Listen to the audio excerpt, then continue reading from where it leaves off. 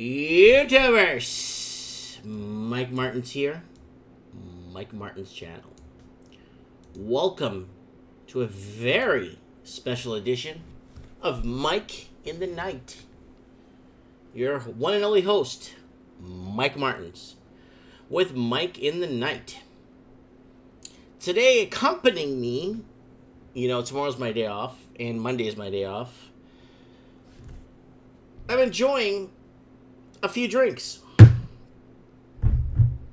Hopefully somebody will start rolling around in the chat. Hopefully somebody will be rolling around in the chats. Open mic, Mike in the Night. And we got a bit to talk about here. Actually, quite a bit we need to talk about, because a lot of people are sending me the same questions. What are the cheapest cities to live in? What are the cheapest cities in the U.S. to live in?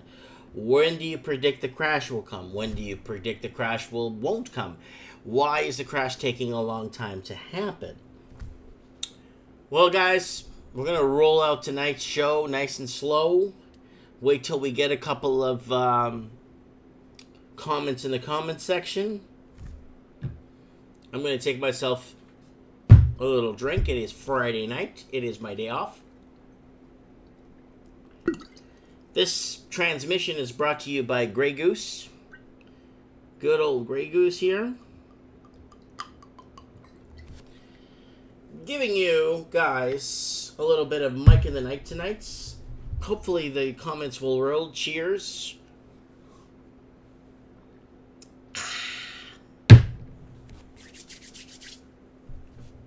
"20 cheapest cities to live in Canada." Where are the cheapest cities in Canada using the most cost of living from Salary Expert? We are compared to the cost of living in all of Canada. Oh, yeah. Comments are going. Mike in the Night is live. And sup, cheers. Yo, man, Double A. I'm so happy you made it to the comment section. And Adam A. Sup, man. Big hug, brother. It is I, Mike in the Night. Tonight we're going to be talking. You guys are going to be asking me questions. Sorry, I don't mean to sound like an immigrant. Questions. And we're going to be talking about whatever you guys want. Doesn't matter. Doesn't have to be housing related. But we could talk about, what's happening in the whole US of A. What's happening in Canada. What's happening with the economy. Oh, Mr. Robot's here. God bless America. I promised him I'll make him a moderator on the channel, but he needed to be on the chat. So I'm going to make this man a moderator right now. He's officially a moderator. So, guys, Mike in the Night. Today, you guys are going to help me host this show.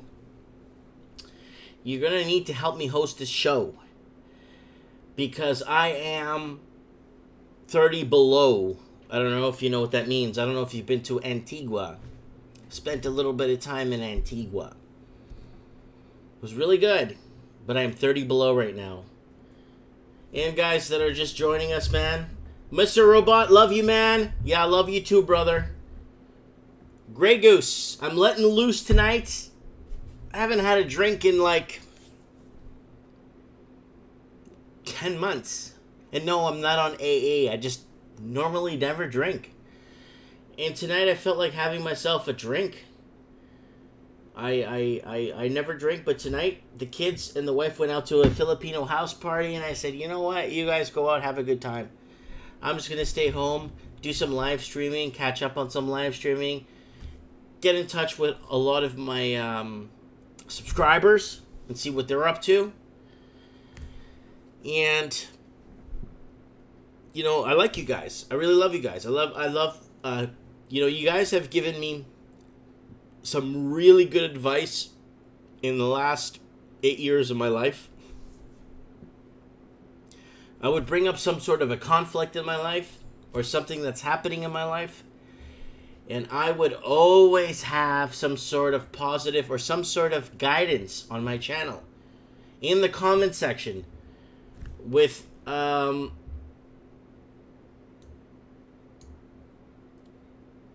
confidence in the comment section where people would support me. And hold on a sec, guys. Let me just open this here.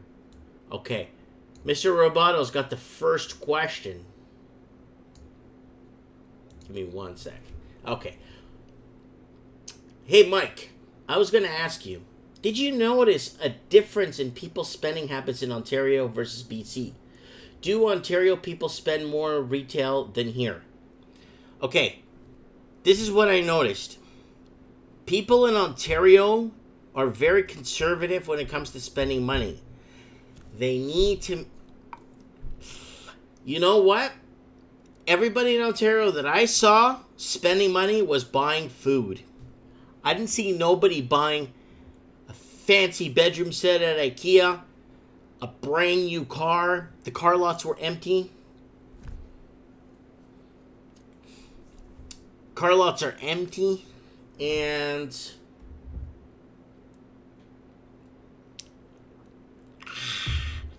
the malls are empty. I didn't see a lot of consumer spend. No, I'm going to be really frank with you. I went down to Yorkdale Mall. Look it up. Yorkdale Mall, Toronto, Ontario. North York, Ontario, whatever you want to call it. There was nobody there. The mall was abandoned on the weekend. The mall has 300 plus stores. High-end, middle-end. Nothing really low-end. Very high-end mall. I didn't see a damn person in the store. I see a lot of people walking around the halls, sitting on the seats, sitting on the chairs, retired people wasting time, just wasting their lives away. That's all I saw. I didn't see anyone in stores. I'm walking by, I'm like, huh, there's no one here. Huh, there's no one here. Wow, there's no one shopping for clothes. Wow, it's a Saturday. Where's everybody? But yeah, spending habits in the province of Ontario, every time I would see somebody, they would be spending money on food, but not anything outside of that. So Mark Rush, what's up? Send me a question, Mark. And then Adam A, what are you investing in right now? Okay, guys, I'm not allowed to give investment advice, but all I can tell you is that I have a very, very diverse portfolio. I am heavily invested in the marijuana stocks. I am heavily invested in some oil because I believe that oil will make a resurgence. I am heavily invested in a couple of... You know what, guys? On Monday, lunes, este lunes, segunda-feira, Monday, I'm going to be going down to a mine. And I'm allowed, I've been given clearance to make some videos of the mine. Sago Resources, SGZ.va, Vancouver. Yeah, SGZ.co or SGZ. Sago Resources. Look them up. Look at it. It's 4 cents. It's a 4-cent stock. I bought it at 2 cents. Dos centavos. Dos pennies. A stock. I put quite a bit of money into it. My friend is a geologist there. So I'm going to go Monday, and I'm going to take a look around as they're finding gold. I'm not supposed to say that, but I said it. Hope I don't get sued. But they're finding gold deposits and minerals because there's supposed to be a copper and silver mine. So, comments going here. I live in Victoria, BC. What is the housing price outlook for Victoria, BC specifically? You are bought out. Goodbye. Victoria is a #1 destination that people have fled from Vancouver from the foreign buyer's tax. Vancouver is bought out. I met Victoria. I met a couple that moved from Victoria to Merritt today. We played a board game. We had a good time. We played Splendor board game. And then another couple came in, but I played a little bit of Splendor with a couple that moved from Victoria. And the price of housing is just so horrendous. It's gotten out of whack. The actual Parliament or whoever's in charge there is bringing in more investors to help prop up the economy. Next question. Message, what? Automatically held for review. View message. I really dislike Toronto. It's a SHI hole. Too many. Oh wow, that's pretty bad. But you know what? You guys need to know that a lot of the immigration coming in. You guys have to understand. It's set up by design. You know your vehicle, the vehicle you drive every day. You have no idea how much engineering goes into it from different sectors, from the interior, from the transmission. I own the transmission shop in South Florida. Here. I'm going to go into my images here. Just because, you know what? I have a lot of people that like to talk a lot of poop. And the problem is when you talk a lot of poop, a lot of people tend to think that you're making stuff up. That's the guy from the mine messaging me. He wants me to come down tomorrow. So let me go into albums. So I owned a transmission shop down in South Florida. I spent a lot of time in South Florida. And I know what's going on. I've been around the bush. Let's just say I'm a 90-year-old man living in a 40-year-old body. Okay, hold on. Buy Loblaws. No, I looked at Loblaws. They have a decent dividend. It's not as good as Kellogg's was back in the day. I don't invest in those companies anymore. There's a couple of good oil companies right now that's paying out an incredible dividend. I'm looking at 6 points dividends. That's one company that I'm invested in that's paying 6 points every quarter. And then the one says oil is great. Then Mr. Roboto says oil is cynical. It's good to be in oil stocks right now. It's rebounding. It definitely is. I'm in what the hell is that stock called? I'm in 4 different oil stocks right now. My dream is to own $1 million. Why did you leave Florida? I left the state of Florida because I did not get, I wasn't given, there's me in Las Solas, South Florida, when I lived there. There's me in 4 years in Florida. I think that's my shop there. Hold on a sec. In South Florida. This is when Facebook first came out. Let me see here. Yeah, that's me in South Florida, guys. That's my Hayabusa there. Guys, I'm 30 below. Tonight I'm having some Grey Goose. I haven't drank in like 10 months. So I'm enjoying a drink. I'm home alone. It's Mike in the night.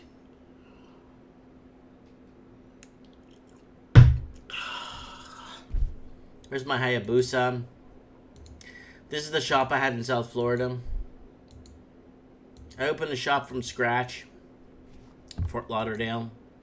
Those are my employees right there. It's me in the middle. And that's Jesus. That's Robbie. That's a hurricane that hit us. Yeah. Let me see if I could find...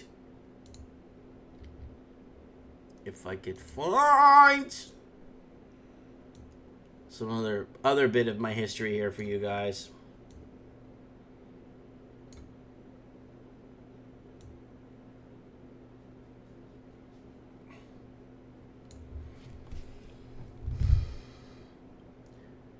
And then Loblaws is low dividend, 2 points. Yeah, 2 points is nothing. It doesn't even cover inflation. Give me a break. You're right, Mr. Roboto. 4 to 6 points. There's an oil company. Guys, look it up and put it in the comment section. There's an oil company that's paying like 5 to 7% dividend payout. It's really good. It's like the company's working for you.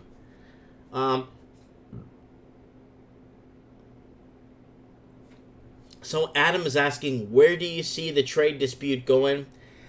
I see Trump going all in and basically telling this to Canada. And Canada's going to have to be its own country, pull up its socks and look sharp. It's going to have to start. We're going to have to start being an independent country. Stop the bullcrap free trade. Start keeping our jobs. Start fabricating. Start producing. Start using our minerals. And stop sending them away for free. And then buying them back at profit in fabricated product. And someone's asking me, what is more expensive to live? Florida, Toronto, Vancouver. Okay, the cheapest is Florida. I made a couple of videos showing you guys online the cost of living in Florida. Right? There's so many, like the place I was showing you, go to my website, go to my YouTube channel, and you'll see me, Florida, the whole 9 yards, the cost of living in Florida. You can buy a decent house for $225, $190, $260. $260 is like a mansion. Florida is very cheap. If you live, I'll show you where to live in Florida.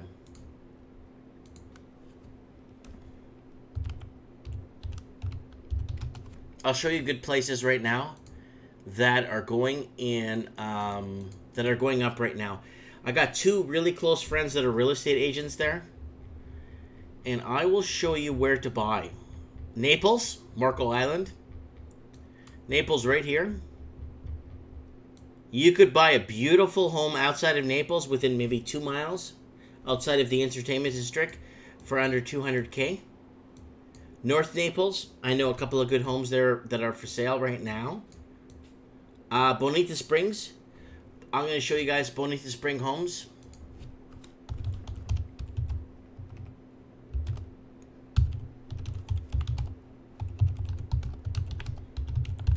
Bonita Springs homes for sale.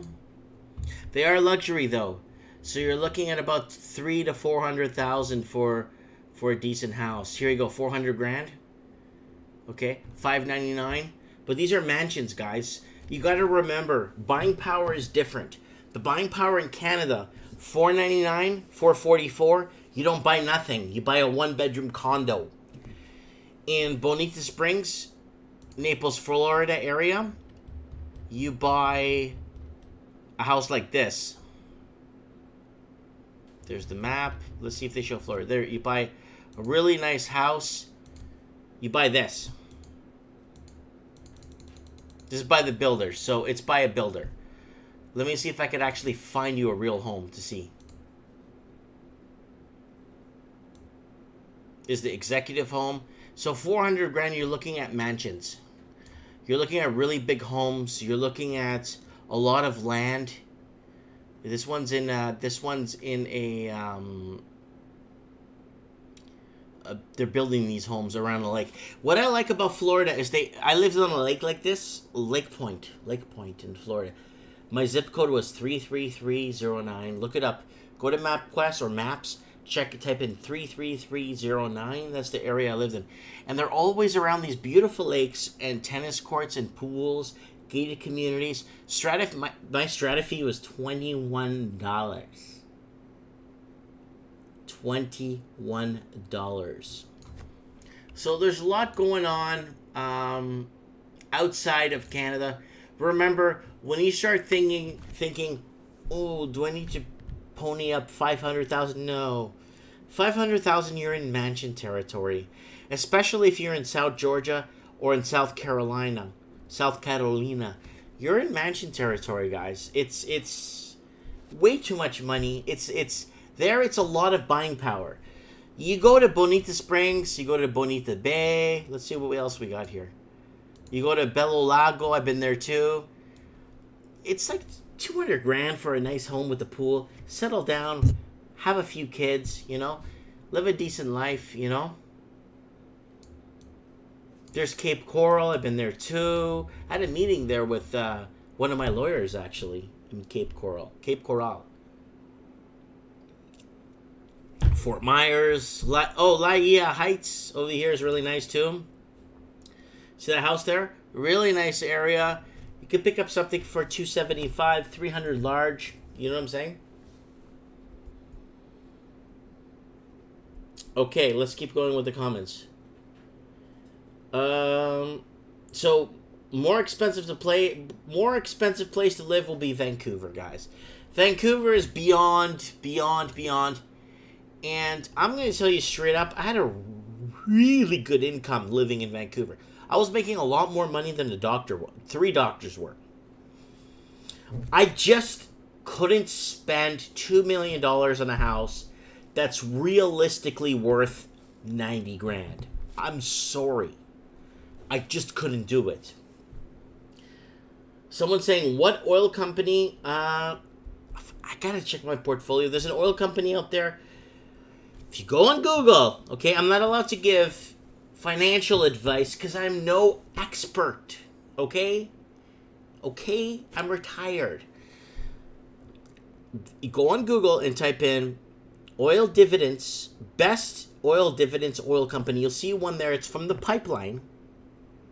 And they're paying like, I think 6% or 5.5% oil dividends. I'm not sure. Oh, Walking Journey's here. God bless America.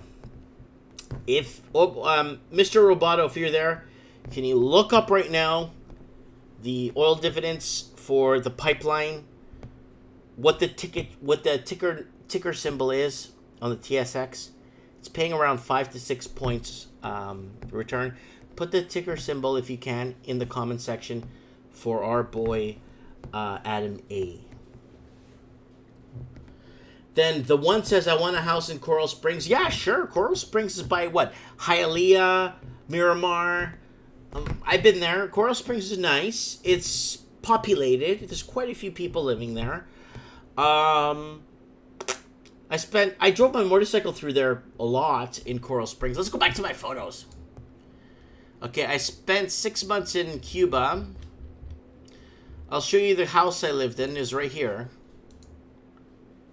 My apartment, I lived in this apartment right here for a bit. And then that's me in downtown Celia, okay? I was talking to a friend in Miami, and I said, yeah, I lived in Cuba, and I lived in a town called Celia, and I lived in a town called Maron. And he's like, yep, you've been to Cuba. I'm like, oh, do you believe me? He's like, yeah, I believe you, Mike. You know why? Why? Because the cities you're mentioning don't even show up on the friggin' map. So that's me in Cuba right there. Is it Interpipeline Mike? Let's look it up. Interpipeline. Interpipeline. Interpipeline. I think it's it. Hold on. Yeah, this is IPL. It's IPL. Yeah, IPL. So if you guys, I'm not allowed to give it financial advice. So if you invest in IPL, the dividends are high. Just wanted to put that out there. It's got high dividends. You're not going to make money off the stock. The stock is always the same.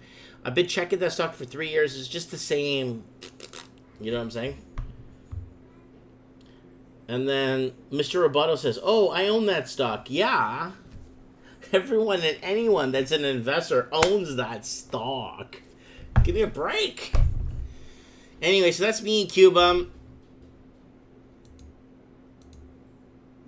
That's me. My friend owned that restaurant there. I spent a lot of time there. I used to stay in very local areas. I never stayed in tourist areas because I hated speaking English in a Spanish-speaking country. I was there in Cuba for 6 months. I swear to God, after 6 months being in Cuba, I actually forgot how to speak English. I didn't forget how to speak English, but it's so long without speaking English. That's me there. That's me there. Every time I went here, I always got free Cohibas, and I always got free Cohiba cigars, and I got all the beer I could drink for free. The guy never charged me. They used to call me El Portugués, Lo Portugués, the Portuguese guy. That's me and some Cuban friends there at a house party. We were at a Cuba house party in Cuba. So I spent 6 months in Cuba. I really wanted to understand the country, the people, the way, the life in Cuba. It's a really good life in Cuba. You guys have to believe me when I tell you, there's a whole world outside of where you live. There's an entire demographic of people where you live. The world goes on outside your demographic. You got to believe me. Okay, what else we got? Oh, you saw my shop. I showed you my shop. These are my employees. And you know what's really effed up? This guy right here called me on Thursday. He doesn't speak English. His name is Jesus. He's from Puerto Rico, San Juan.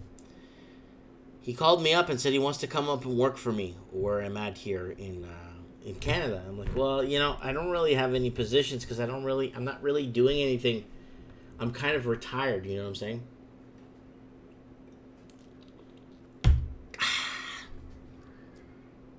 Wow. Guys, tonight's show is brought to you by Grey Goose. I'm enjoying a bit of Grey Goose.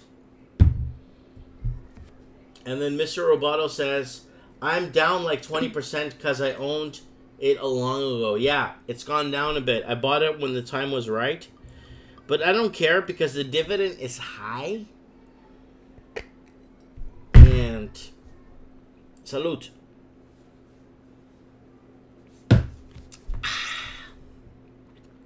Josh Towns is in the house. Just got into the comment section. Josh, I'm 30 below right now.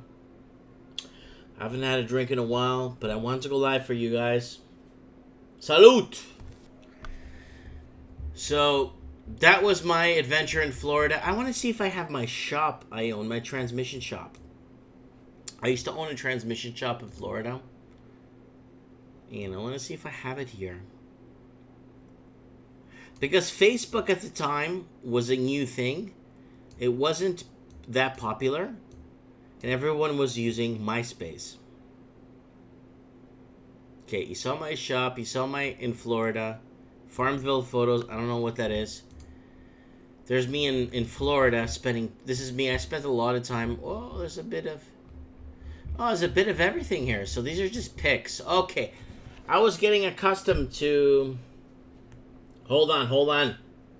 My man Sal's in the comment section. I have an opinion of going to big cities like Mumbai, Delhi, Tokyo, Hong Kong, Shanghai, etc. for 2 to 6 months. Experience of a different world. Okay. Guys, of all the cities I've ever been to in my life, the one city, in my opinion, this is just my humble opinion because I don't know anything, that actually made or impacted my life was when I spent 3 months in Bangkok. So, if you want a wake-up life experience, I strongly recommend that you go to Bangkok. You find yourself a hotel.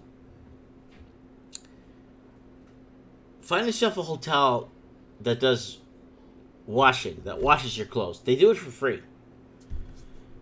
Nice hotel, nice 5-star room, but they do your laundry for you. I recommend to spell, because Sal is saying, I want to spend 2 to 6 months.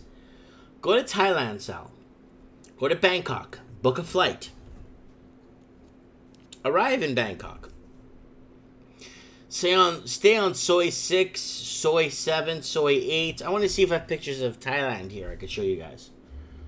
So these are just random pics. That's me and my motorcycle there, my Hayabusa 1300cc. I took that thing all over South Florida. I took it through Alligator Alley. I've been everywhere with that thing. I've put 33,000 miles on that bike. I bought that thing brand new from the dealership. I put 33,000 miles on that motorcycle in South Florida, on side streets. There's no helmet law. We never wore a helmet. No one wore a helmet. So someone's saying, how long did you live in the United States of America? I lived there for almost 1 month shy of 5 years. I applied for citizenship. I did everything by the book. I got a lawyer. I did all the paperwork. I paid a lot of money. I got everything done, like, to the T. And when I went to the interview, they told me that they weren't looking for people like me. So I said, okay. You know what? I'm also a Portuguese citizen. I got other places to go to. I don't need to stay in America. There's a lot of places to live. That's me. South Beach. That's me driving around. There's me outside my complex. There's me in Las Olas and my fake tattoo. That's a fake tattoo. That says Portugal on it, but it's a fake henna tattoo.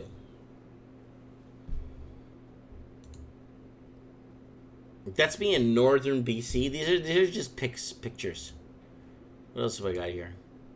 That's me in one of my stores. There's Hiroshi. Look how young he looks.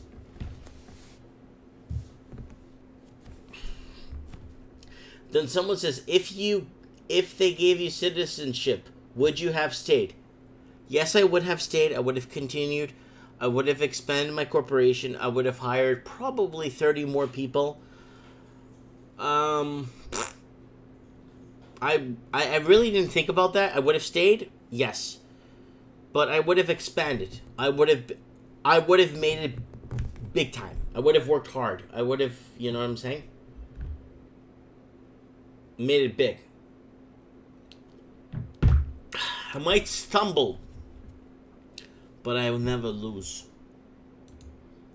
There is V again in the hive. Listen, that's the back of my shop. My friend Steve took that picture for me, by the way. I really hope he's okay. And Steve is a really good, cool guy. And let me tell you a little bit about Steve. Steve is a really good guy.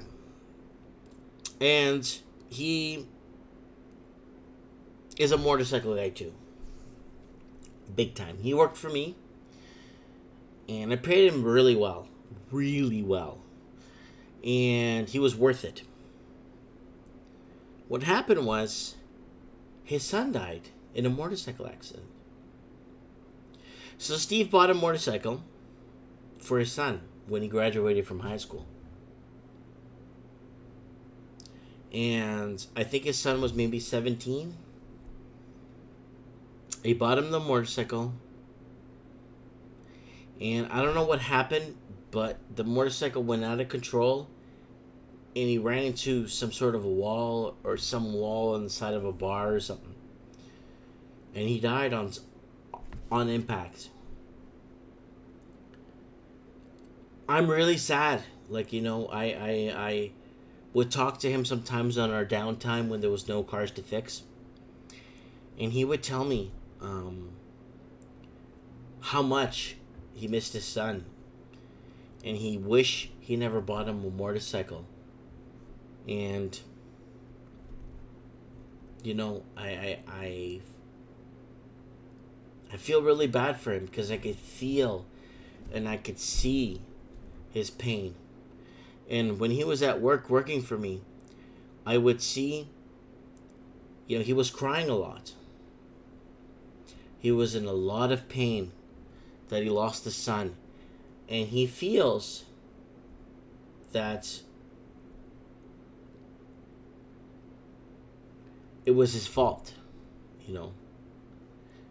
And I want to tell him, you know, Steve, it's not your fault, man. It's just, you wish the best for your son, and you know, he graduated, and you bought him a motorcycle, and, you know, things happen, you know, but, you know,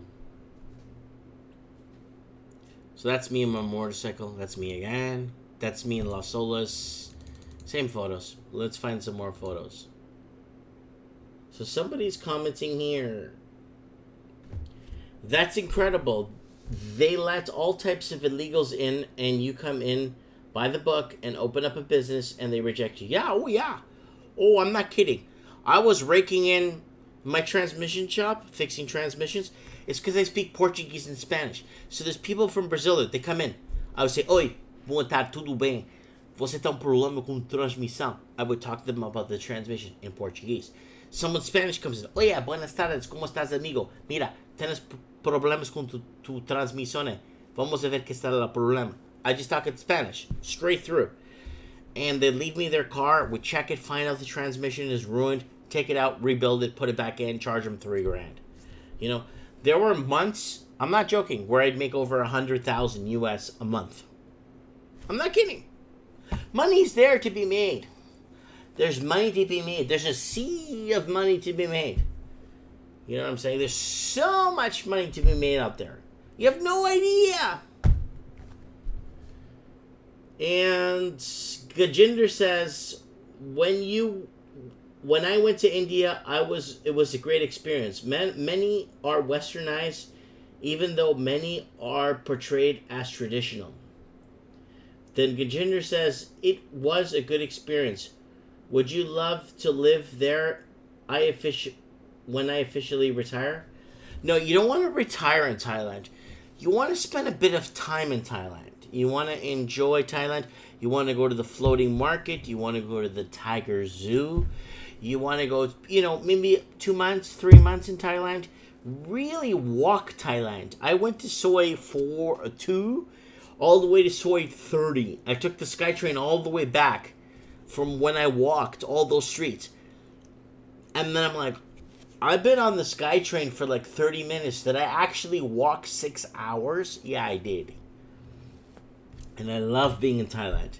When they see a Portuguese guy like me, like this, and I'm walking down the street,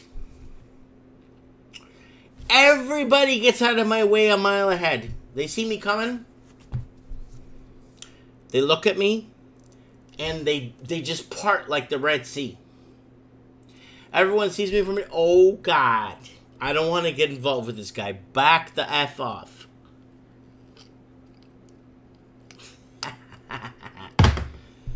Anyways, if you're just joining the transmission, I'm 30 below. Some Grey Goose. Having my 4th shot of the night. I'm going to finish this bottle with you guys tonight. Mind you, I am Portuguese, so my tolerance is pretty high. I really have to drink this bottle if I want anything to happen, or it's going to be a boring evening here. Mike in the night salute.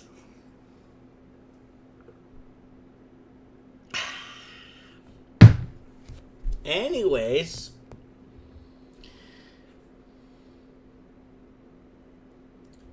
okay, someone's saying, Mike, are you drinking? Yes, I am. Mike in the night, Friday night. No, it's Saturday.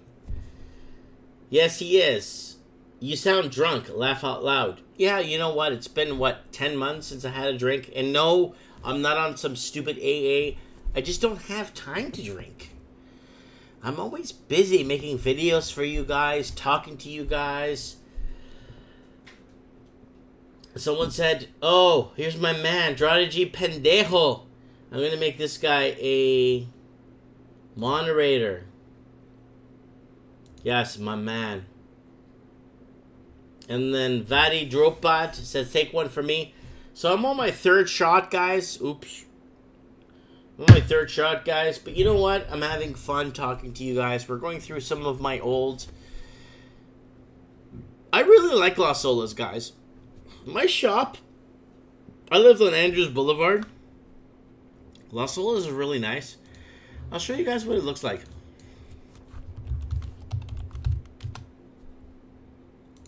Oops, I clicked on map. This is Las Olas. This is right at Andrews Boulevard, right here. Las Olas is really nice.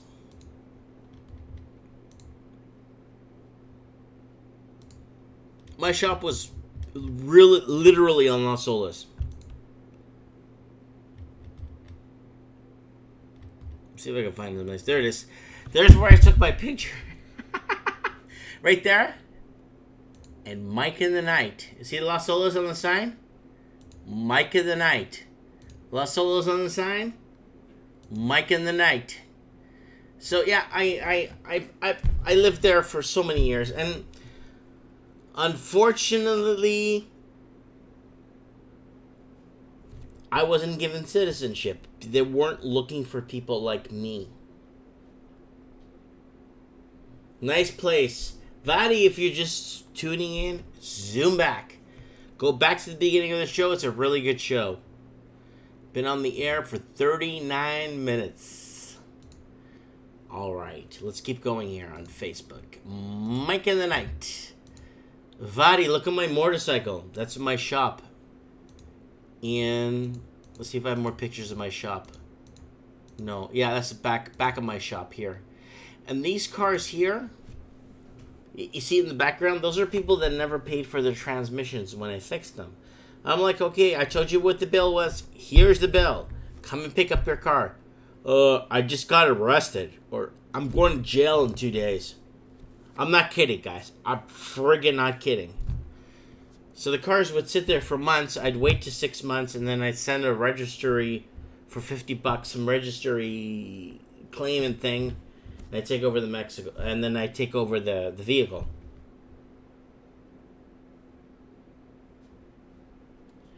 Someone, Gordon Smith says, you need a Mexico jersey to buy property there. I actually wore a Mexico jersey today. I did live in Mexico for 2 years.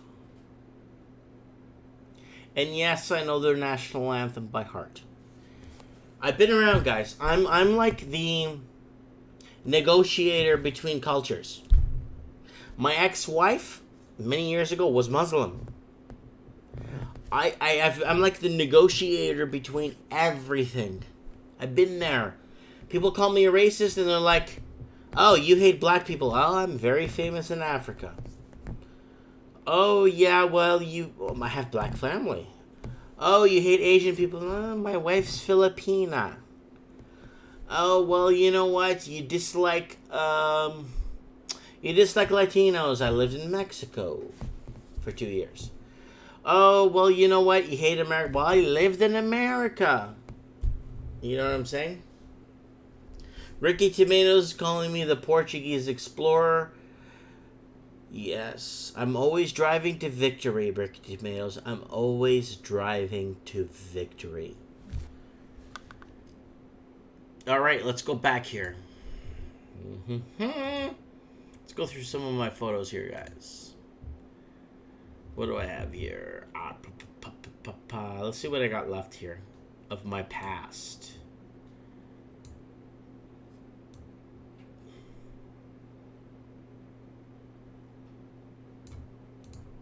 Here's my very little, guys. So because I don't have a lot of pictures when I lived in Florida, it's not because I didn't take. I have tons of photos. It's because Facebook wasn't nothing at the time, right? So here's the view from my condo. I bought this condo for $26,000. It was a 3-bedroom, 2-bath in 2005. Zip code 33309. So that was the view from my condo. It was Christmas time, and I was in the pool. I usually go to the pool around Christmas time and take photos for the people living up north to help them out. That's me in Fort Lauderdale Beach. I spent a lot of time there. You guys have no idea. I spent a lot of time in Fort Lauderdale Beach. Guys, tonight's transmission is brought to you by Grey Goose Vodka. And someone came and dropped this off at the store today. Someone said, Mike, I love you. I'm like, okay. I've been watching your channel for 4 years now. And someone said, and I said, holy, that's 4 years, is a long time. Have you watched some of my stuff? I watch everything you post. And I'm bringing you this bottle of Grey Goose. I'm like, you know, I really don't drink. And they're like, well, you know what? I do. Once in a while. I haven't drank in 10, 12, 11 months. Salute, shot number 5. Remember, I'm Portuguese, guys. I could drink this entire bottle, and it would probably give me a buzz. There I am in Fort Lauderdale. This right here is zip code 33309. I spent a lot of time there. There's one of my scooters. I owned 4 scooters. There I am parking it in one of my homes. It's really funny. I rented a house out to a couple. And I asked them if I could park my scooter there. And they said it's okay. There it is there. There I am there. That's in like Powerline and First Avenue. There I am there on the beach. There I am there in the restaurants. That's my friend's boat, Peter. And we spent a lot of time on that boat. We went to Bimini. We went to a lot of islands. A lot of islands in the Bahamas. I did not know Bahamas had 5,000, 3,000 islands. Yeah. And we ran out of gas off the coast of some weird island, but they didn't have a gas station. So we had to call the Bohemian Coast Guard, and they charged us $400 for 5 gallons of gas to bail us out, to help us with our boat. Long story. And Repeat was there. There's my other scooter there. Street signs there. I'm on Andrews Boulevard somewhere. I'm in Fort Lauderdale. There I am there at my shop. There's my house again. Alrighty then. Sal saying, destination is as important as the journey. The wheels in the sky keep on turning. Isn't that a song? Been along the Pacific Coast, BC, Washington, Oregon, California. The best place I like is Indianapolis, Marion County. Where the hell is that? Indianapolis. I don't know if I've been there. Wow, there's probably a place I haven't been. Sal, is this west or east of the Old Miss? Is this east or west of the Mississippi? Please comment below. Is this east or west of the Miss? I need to know. So that's me in Florida, and then Belinda's commenting my hometown, Fort Lauderdale, Florida too.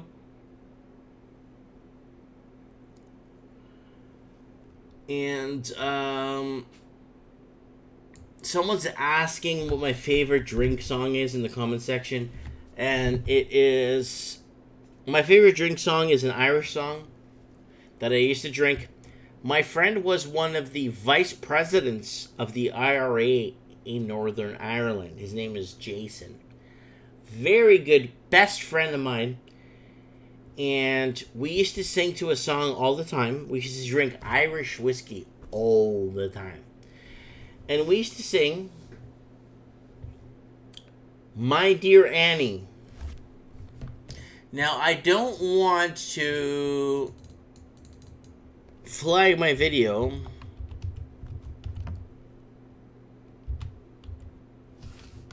Trying to find the song without it flagging my channel. But it's called, my favorite drinking song is New York Girls.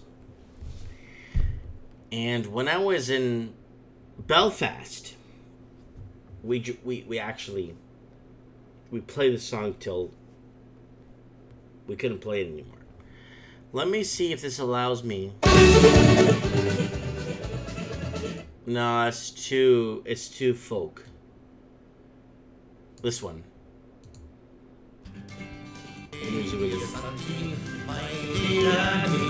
Oh, you New York girls like to dance the polka. I stopped at 44. My mother and her sister were to meet us at the door. Yesterday, yes I did, my dear Annie. Oh, you New York girls, can she dance the polka? I'm stopping for us around. The liquor was so awful strong, my head went round and round. Oh, you New York girls, can't you dance the polka? The drink. So awful strong, I quickly fell asleep. Oh, you New York girls, can't you dance the polka? Woo! Salute!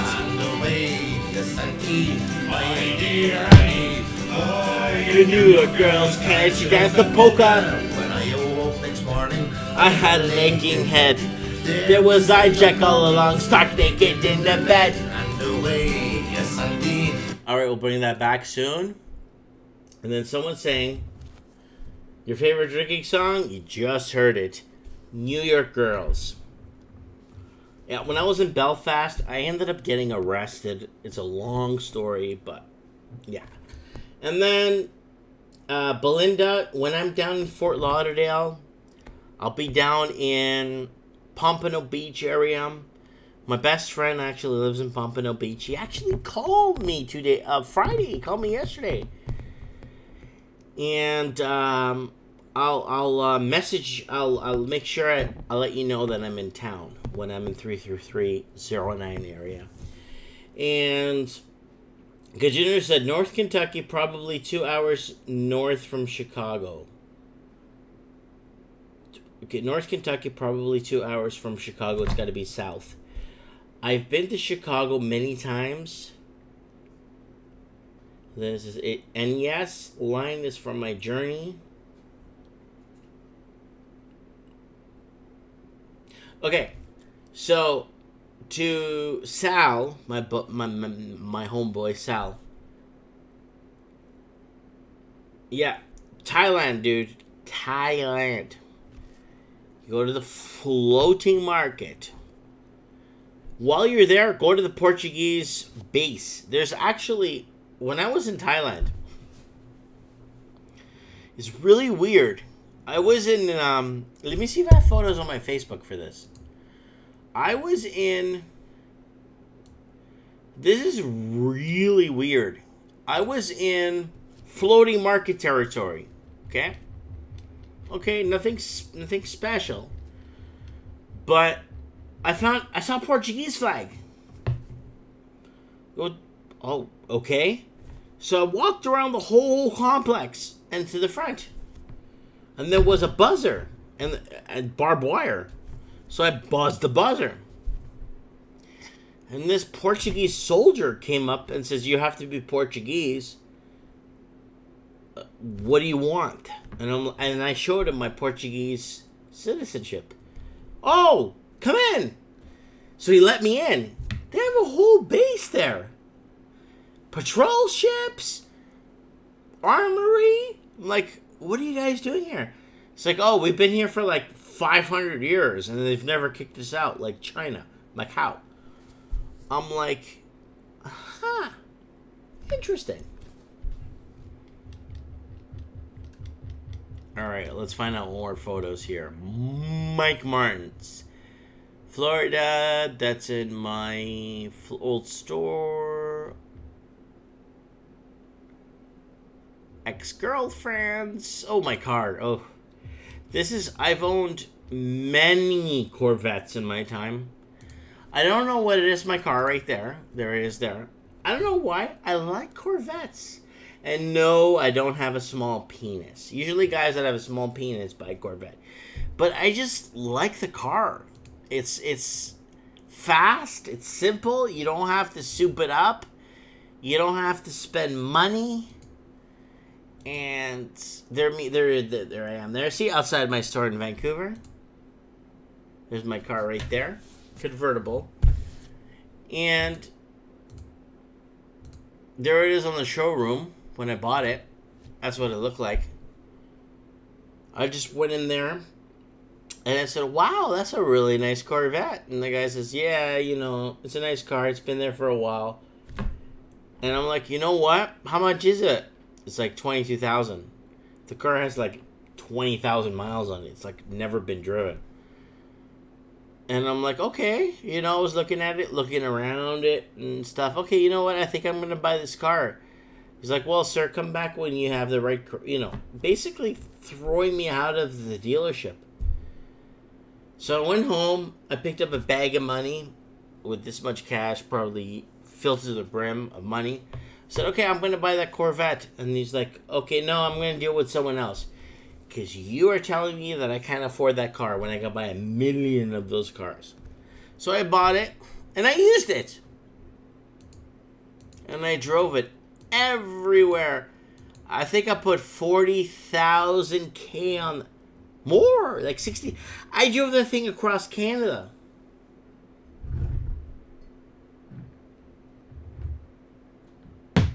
I drove the damn thing across Canada. Someone said, talk to you soon. Got to work in the morning. Meet you soon. We'll make plans to see Thailand. Then someone's asking me, Bunan is asking me if I eat ass. No, I don't eat ass. I'm really sorry, man. Woo! Someone's messaging me on Facebook. That's it right there.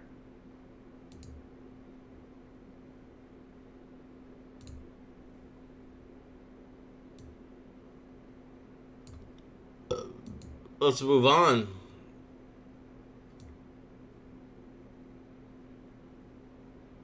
So Bunan, someone's asking me if I eat ass, is usually somebody that has no money, that hasn't made the right choices in life, or somebody that basically is heavily in debt. And I'm gonna block this fucker from my channel.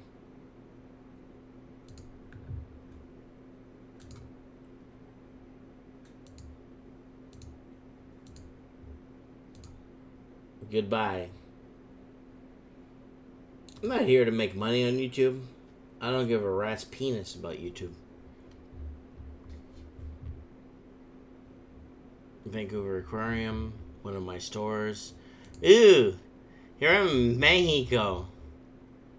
No, I don't have much pictures of Mexico, guys. I really wish I had more. That's me. That's Miguel Angel Felix Gallardo. And then that's Choo Choo. And that's, I don't know why it's saying Jesse, but that's Federico. I don't know why it's there. So that's Miguel Angel Felix Gallardo. Choo Choo, me. And that's actually Federico. Good friends. I'm his son's godson. That's the view from my house in Mexico. That's my house in Mexico, which I have to go back to. I had somebody go in there and clean it a few days ago.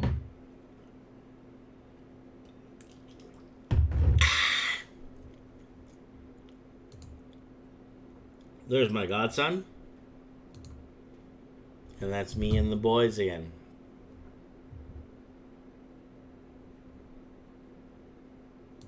So,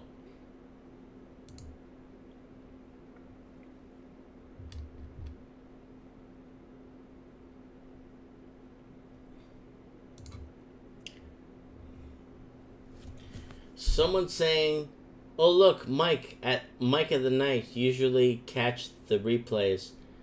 Vancouver Aquarium was good for years ago before all the beluga whales dolphins died. Anyways, guys, thanks for joining me. It's me, Mike in the Night, and yes, I am wasted. That's how much I've gotten through this bottle of Grey Goose. Somebody came by the shop, and I'm going to pour myself another drink. I want to thank Charles for bringing me this bottle today. Oh, no, today's Friday to the store. Salute. That is my 5th shot of this bottle. Don't panic, I'm European. I'm from Portugal. And I want to thank... Oh, there's more comments. Oh, look, it's Mike in the Night. I usually catch him on replays. Vancouver aquarium was good for years and then wasted. Haha. No, I'm Portuguese. And I need to drink this entire bottle for me to get wasted. Because right now I'm still pretty functional. Steve the Plumber! Holy shit, he's finally on the air. Holy Max. Eating the rumper is good for your health. So there's some person that's trashing me in the comment section. It's a very good possibility that this person has no money. Usually people that have no money like to trash other people. If that person had 3 million bucks, they wouldn't be on my channel. They wouldn't even be watching me because they don't give a rat's dick. But they're on here trashing me in the comment section.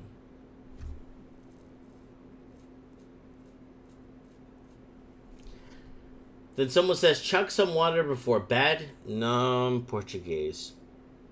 I don't need to chug water before I go to bed. And then Steve the Plumber. I love Steve the Plumber. And if there's anything Steve the Plumber needs, all he needs to do is ask. Ever. And then TH says, just a quick note. You talk about BC interior a lot, but anything about 1 hour outside of Vancouver area is too cold 6 months of the year. No, you see, I'm 2 hours out of the Vancouver coast. I live in Merritt, British Columbia, and if you guys have some time, look up Miguel Angel Felix Gallardo, who's a good friend of mine. Look him up in Google right now, if you have 2 minutes. There I am with Choo Choo, me, Mike Martins, and I keep saying Jesse Curiel. It's not. That's Kiko. That's Fernando. Anyways, I'll leave this here so you guys can look it up. Now, 6 months of the year? No, I live in Merritt. Merritt, British Columbia. Canada proper. If you do not fertilize your grass by March, you will have yellow grass all year. I have yellow grass. I did not fertilize by March. So we have a very cold winter for 3 months of the year. The second March 5th, March 10 hits, it's nice. Okay. Someone's commenting. Did someone saying, you're going to be feeling it tomorrow? Adam A says, no. I'm Portuguese, buddy. I could drink this entire bottle, which I'm halfway through. Wake up and go to church. Then someone saying, when it's 2 degrees and raining in Vancouver, it's -10, or always snowing and other housing prices are so high. Are also, you know what, guys? I love the snow. I love it if there are 3-4 months of the year. It's fantastic. And you got the 4 seasons where I live. I love it. I love it, love it, love it, love it. And let me tell you guys something. It kills the bacteria, kills the microbes, and you get and then the peaks, the mountains fill up with snow. And when March 3rd hits, the water starts melting and filling our rivers up and our wells up, and we have fresh water to drink. I love it. It feels like almost like a cycle of rejuvenation, and I love it. I love the 4 seasons. When I lived in Toronto, there was 2 seasons. It's cold, and it's cold as F. And then in springtime, you don't have spring. It's cold. And then summertime, it's full of mosquitoes, and you can't go outside because it's 40 degrees Celsius. And then it's cold again. Okay, and my man, the Don, is in the house. Steve the Plumber is drinking scotch himself. Stevie, my man. I like you, man. I really like you. You should come out, take a plane to YVR. YVR. I'll pick you up, take you around, show you Vancouver, and then come up to Merritt. Stay with me in my house for a couple of weeks. Then the Don, yo, hey Mike, the Don's in the house. And then TJH says true, but once you get past Mission, Abbotsford area, it can get rather cold and stays frozen for a long time for Maple Ridge myself. I'm in a microclimate in Merritt, British Columbia. Small climate in Merritt, British Columbia. Microclimate. They filmed X-Files here, Smallville here. They filmed a lot of crap here. And when March hits, it's spring. I like winter because winter doesn't go for 6 months. March hits, it's like, hey, Merry Christmas. By the time my birthday hits, it's like nice weather outside. I'm riding my bike. You know what I'm saying? And then the Don saying, I love the Goose. Yeah, man, dude, look at this. I'm like halfway through this bottle. Somebody came to my store. I can't remember if it was Friday. Gave me this bottle and said, Mike, in the night, I love you, man. TJH says, Where's Walking Journey? Should do a live stream together. Anthony is a cool guy too. I love Anthony very much. And I really hope he wants to come and visit me here in Canada. I will pick him up at YVR. I would drive there, pick him up, take him around the city, and then take him home, show him around, go fishing, camping, hunting. I'd go to Canadian Liars and get him a hunting permit for a week or something.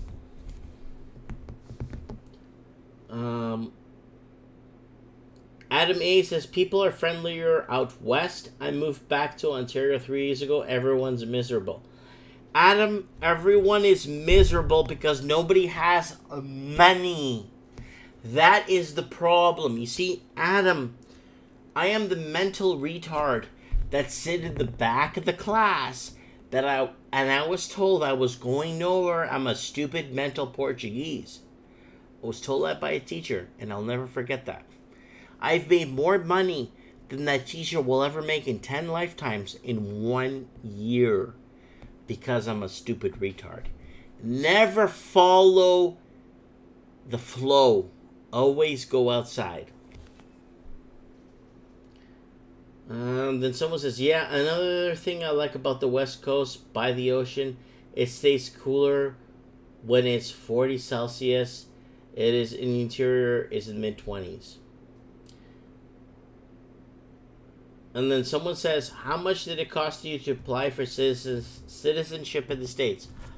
I paid $5 large to a lawyer to do all my paperwork. Everything to a T. And then I went to the interview and they told me, Mike, unfortunately, you're a good person. But unfortunately, we're not looking for people like you to immigrate to the United States of America. And that was in 2007. 2006-ish, 2007. And since then, I've acquired an enormous fortune. It's their loss. You know what I'm saying? Canadians in the house, thank you very much for joining us. You might want to go back to the beginning of the show because I am rocked. I am halfway through this bottle of Grey Goose, and I'm going to finish this before I finish this transmission.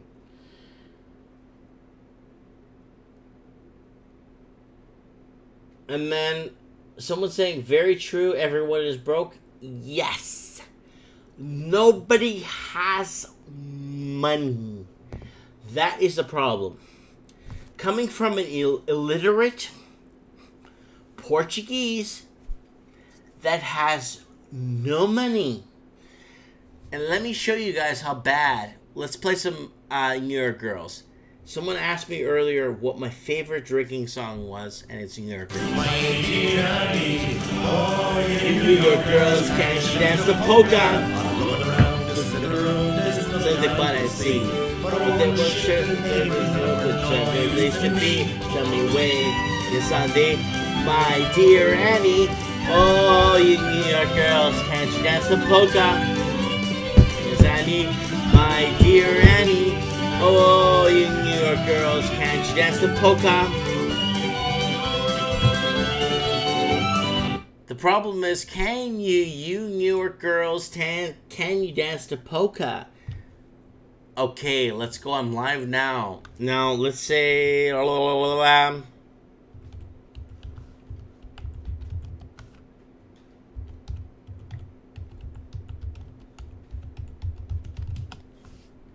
Here it is. So this was up. Let me show you guys this thing. Hello, my name is Gary. And I'm not Portuguese. I just want to make that clear. I'm just a guy who works in the construction industry who happens to have curly hair, so please don't put me on a plane. The Conservative government is deporting scores of Portuguese workers. It's the right thing to do. I know these Portuguese people, and they're all the same. Nothing against the Portuguese. Most of them, they've been over here 10, 15 years. They come over here. They're highly skilled. They get construction jobs. They work 6 days a week, go to church on Sunday, pay their taxes, send their kids to school. Quite frankly, they're the root of a lot of the problems we have in Canada. Them and their work ethic and their Thursday night soccer games. Portuguese workers have skills, jobs, families. It's time for them to go. A skilled workforce is the last thing this country needs. And for a guy like me, who has very few skills, likes to take long smoke breaks, it makes life very difficult. Portugal is just 5,200 kilometers from Iran. And because I just happen to look Portuguese, people think when they hire me to build something that I know what I'm doing, that I know how to use this, whatever this is. And that's just wrong. The Conservative Party of Canada, making Canada a little less skilled, one Portuguese at a time.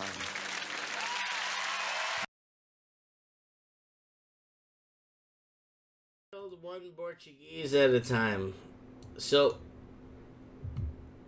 the reason why I actually got very vocal is because we were severely hated. When I lived in Ontario, everybody hated, the outside of the Portuguese culture, hated Portuguese people. It was so bad, I was in my high school, Archbishop Romero Catholic Secondary School. We would get announcements around 1 p.m. Could all Portuguese-speaking students report to the gymnasium after school? Okay, so we all went down. Dude, I was in that gymnasium till 1 o'clock in the morning. They were taking every single Portuguese-speaking student and calling their parents and asking them to bring in paperwork to prove that they're allowed to be in Canada. They took so many families in handcuffs and put them on a plane and sent them back to Portugal. And that's why I'm extremely vocal. I have a big mouth. After I saw that,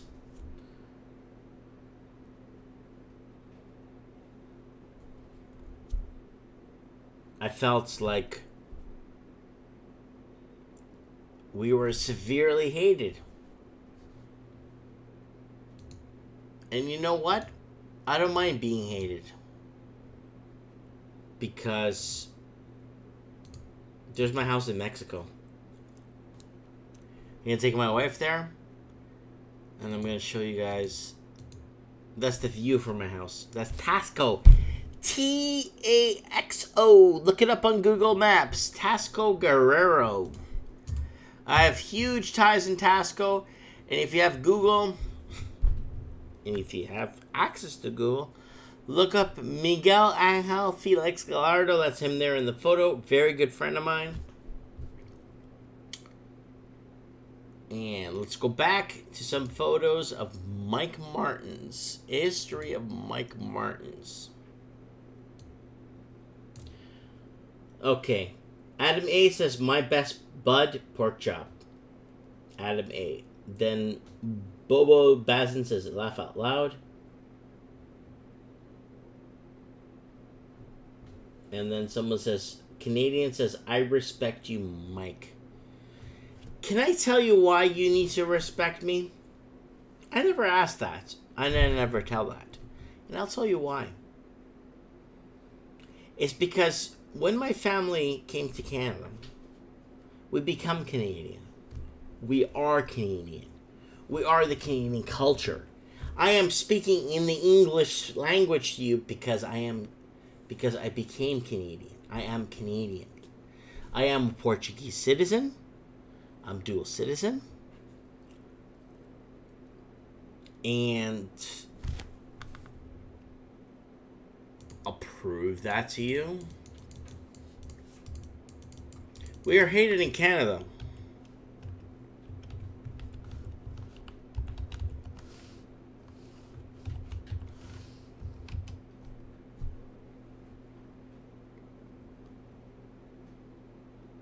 I'll play that in a few seconds. Just to prove to you I'm a Portuguese citizen. Okay, comments. The Conservative Party is much better than the Liberals, who just want to tax and spend. Steve the Plumber says, seriously, Mike? Dude, I am cereal. And I am halfway done this Grey Goose bottle. Steve, if you're around, give me a call. I am here. Then... Oh! 80, Mark 86. Isn't Tasco where silver comes from? Yes! Yes! Yes! Somebody that knows what is going on around them. Yes. 88, Mark 86. Yes. Yes, yes. I own a teensy tiny silver company in Tasco, Mexico. Still today. I'm still getting... What do you call it? Dividends from this company. Me and a couple of friends, which I'll show you here.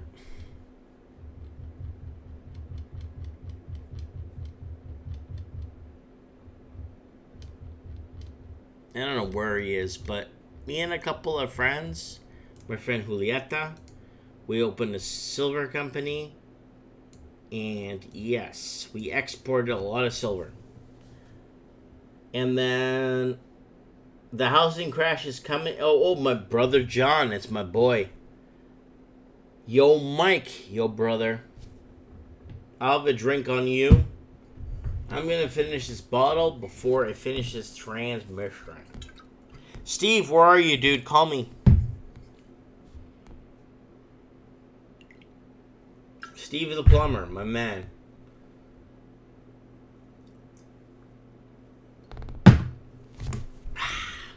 Alright, here we go. Cute kids. Thank God those kids get their looks from their mother. Haha. Someone says, Mike, and you talk about retiring in Mexico versus Philippines versus Portugal. I have a house in Mexico. I own it free and clear. I bought it in 2001. And I'll show it to you guys here.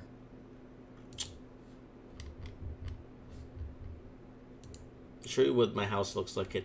I wish I took more. I'm gonna go back and just take a lot more photos.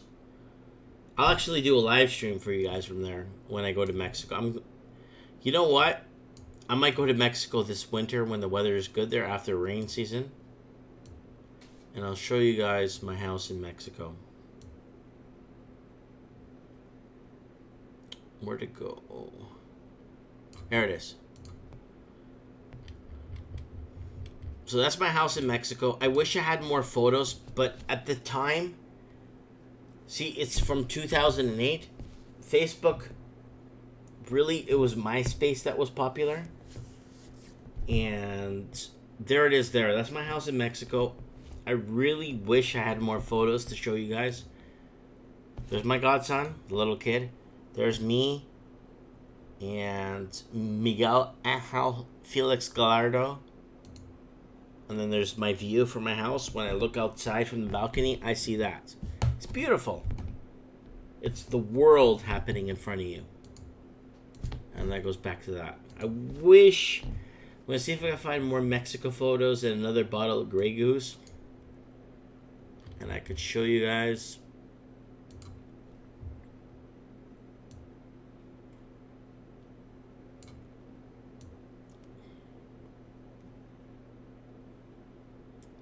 Man, I wish I really documented my travels a bit better. Just a bit better. And I could show you guys some of the stuff I've been into.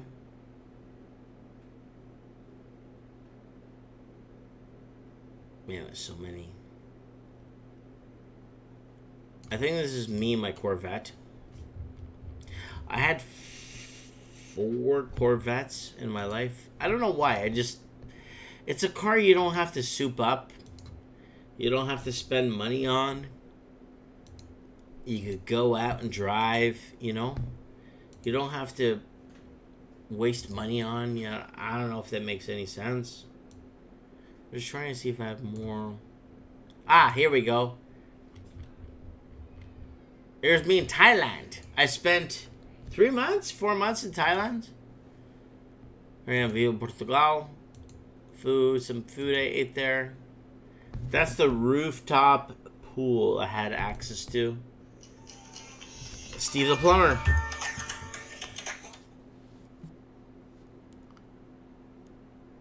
Hello? What's up, Mike? How are you, my brother? I'm good. What's going on? What was that? Say that again. What's going on? Nada. I'm just having a good time tonight. Somebody came to my store and dropped off a bottle of Grey Goose, and I decided to drink it. There you go. Oh, yeah. But it's okay. I'm okay. Technically, I could still operate a vehicle if I really had to, because I'm still there. Yeah, I think the judge and the jury's out on that one, buddy. So, tell us what's going on. Not much. Had a few people over to the house tonight. It was actually rather humorous. I had a real estate agent in the house. Hold on, let me turn up. Let me crank up the audio here, buddy. Let me crank up the audio. You had a real estate agent in the house. Tell us what happened. I did. He was, I guess, a guest of a friend, and the friend thought we should meet, and I said that's like oil and water. Mm-hmm. Anyways, he had some very choice words in terms of where the market's at and where things are going, and continuously shut him down right, left, and center with diplomacy, of course. Is this one of those guys that the market's going to keep going up, God bless America guys? Yeah, it was more along the lines of, oh, Treb says this.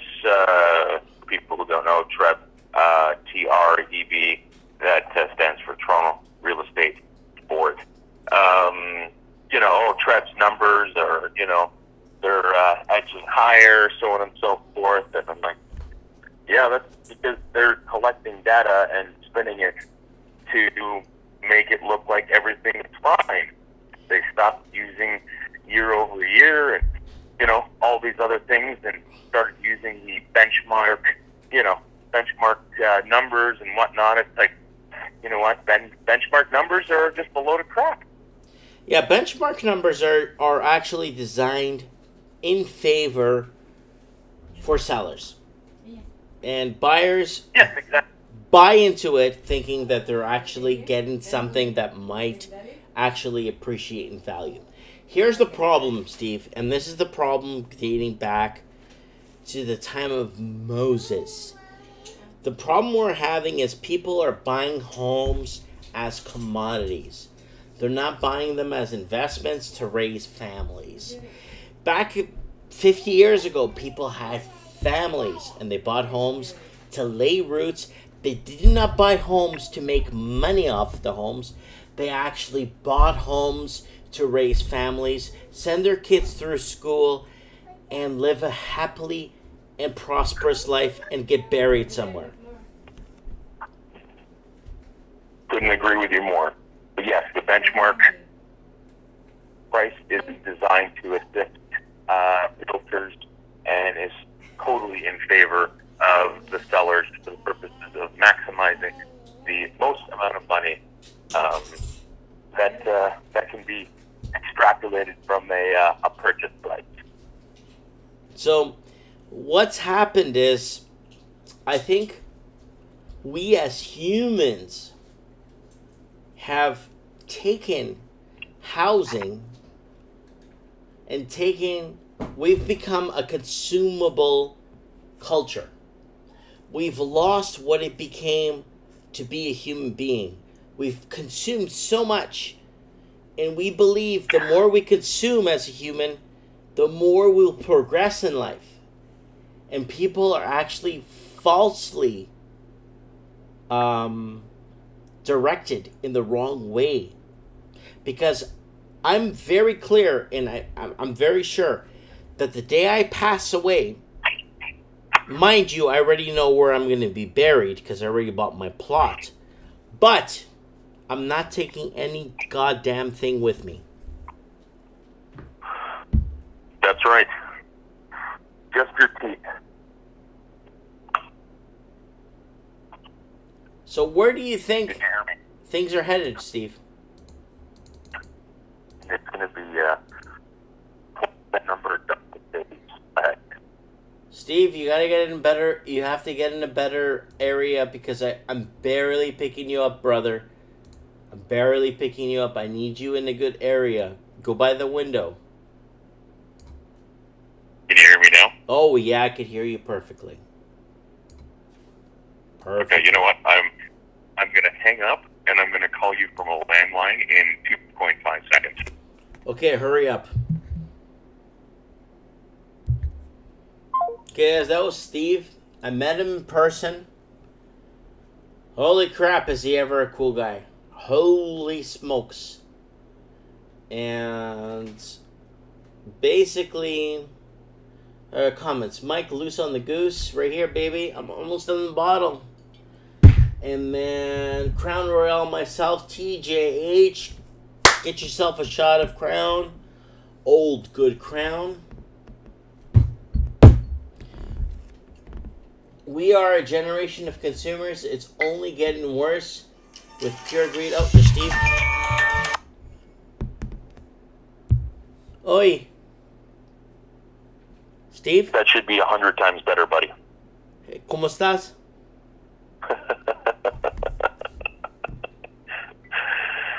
I'm good, buddy. Can you hear me? No, I can't hear you. Are you being serious? No, I'm being serial. Of course I could hear you. Yeah.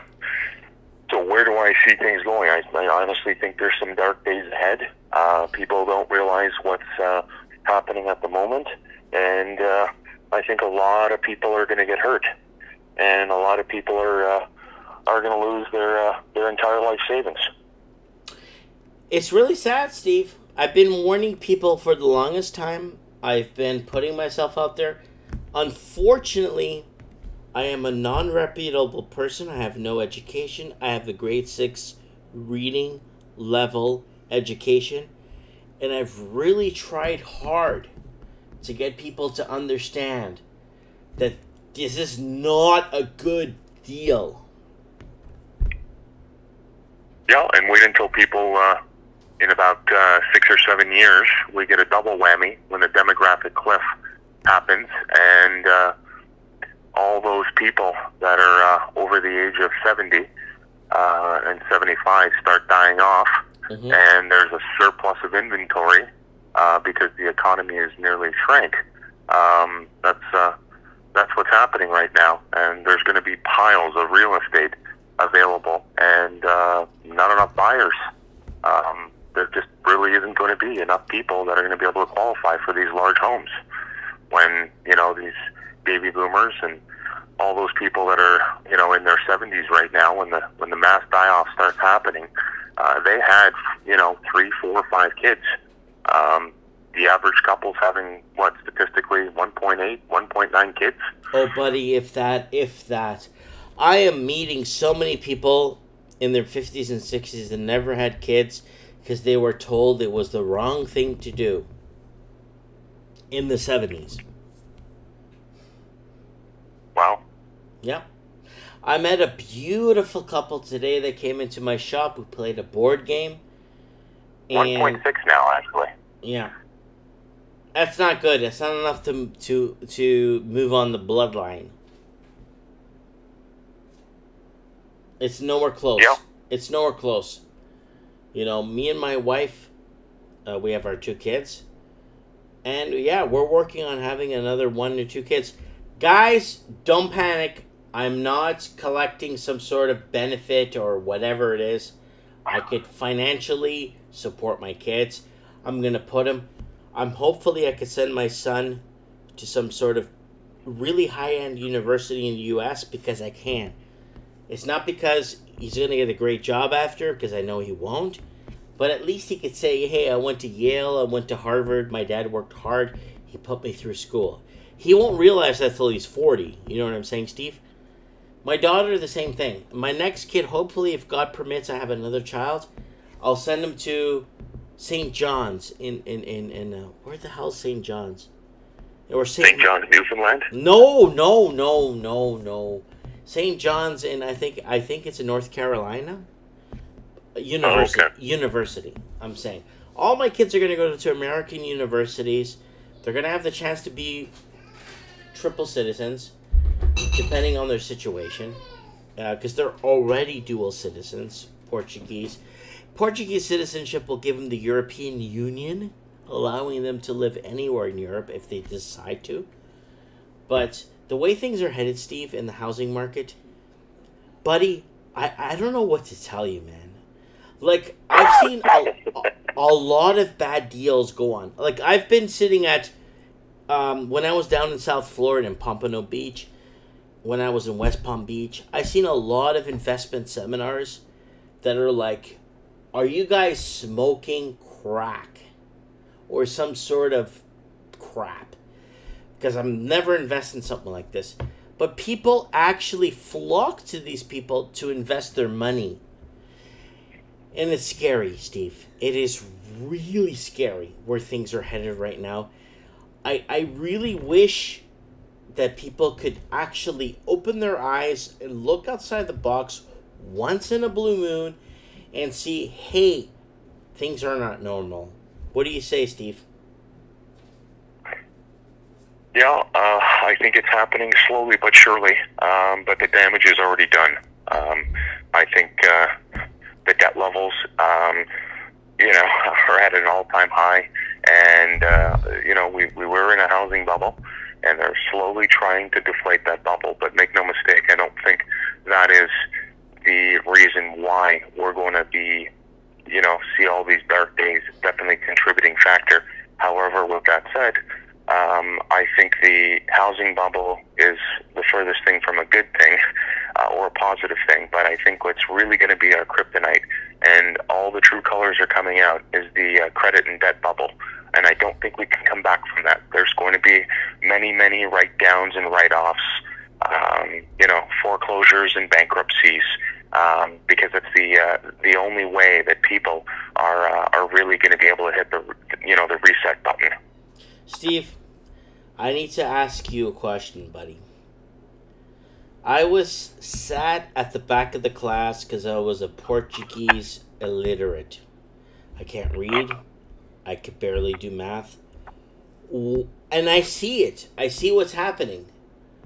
Today, why is this happening? Why are so many people so blind as day that can't see what's happening. And I'm talking about, Steve, people that are highly educated, can actually read the English language, know mathematics, and understand what they're getting in, and read contracts, and understand banking documents. Why is this happening, Steve? Well, without diving into it too wild and crazy, I think it has everything to do with people don't like to go outside their comfort zone. They take pleasure and I guess kindness to the fact that everybody else is doing it. So you know what?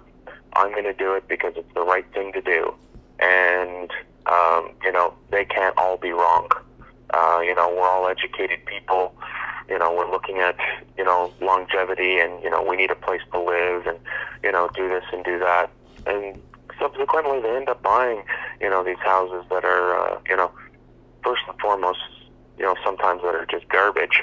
But at the end of the day, they're just very overpriced, homes. And when you buy something that is continuously overpriced, and people have this misconception that house prices always continue to go up and up and up, eventually, the party stops. And, to add to your situation, we've seen this movie before. We've seen it in the early 80s, and we've seen it in the late 80s, early 90s. And the only reason why the music started again is when stimulus was injected into the economy on or about 1996 for the purposes of any Joe Schmo could go and get a mortgage with nothing down. Yes, jumbo mortgages. Down. Yeah. And you know what? I got one of those mortgages. Wow. I drank the Kool-Aid. Wow. Yeah. Absolutely. And you know what? I got caught with my pants down. But I'm just lucky that I got caught with my pants down when I had years ahead of me to put them back on and recover. It took me almost 10 years to recover. 10 years. That's a decade, dude. That's a decade. Holy max. And recovering, guys, 10 years is huge. And guys watching the show, I met Steve in person. And I like Steve very much. Steve is part of my family. And if Steve ever needs anything, all he has to do is ask. And he is very Johnny on the spot when it comes to, getting things done, especially in his work area. He's a very strong, very noble, very understanding guy in his trade. And he's inside looking at what's happening within the underlying things that I can't see and you can't see. Steve is seeing. Steve is kind of our, underground discussion expert. Oh, yeah. I like it. Oh, yeah. Oh, yeah. And by the way, Steve, I actually owe you a coffee because you bought me one last time. No problem. You know what? That was my main go-to. I decided to pick up the bill for the coffee. You can get it next time when it's more expensive, Mike. I'll take you to some Brazilian coffee house to give you some real coffee, so you can see what real coffee tastes like. So, okay. Now, I need you to tell the people, can you tell the people your story about your house? Or is that too much? No, not at all. Not at all. You're going to tell the story. I'm going to hit the bathroom because I have to break the seal. Is that okay if you tell the story? Yeah, I can definitely do that. That's not an issue. We can always wait for you. Steve is going to tell you the story of his housing experience recently with his... Yeah, he's going to tell you. Go ahead, Steve. Tell it. All right, you go drain the sock, buddy. Okay, so the story is, it was about 2001, 2001, and signed on the dotted line, and I thought life was great. But my first house for about $267,000, and there were some tough roads ahead. And by 2004, just couldn't make ends meet anymore, and interest rates, started to creep up a bit, and layoffs and job losses started to come in the mix, and I should have never ever been able to buy that house with nothing down or 5% down, and I didn't even have that money. I borrowed that money. Now, long story made short, I got into a situation where I was underwater from the beginning, which many of these people are today, and it's a scary, scary situation. And just for the listeners, I am looking at the comment section as we speak. So if you want to chime in, I'll be happy to go ahead and answer any questions.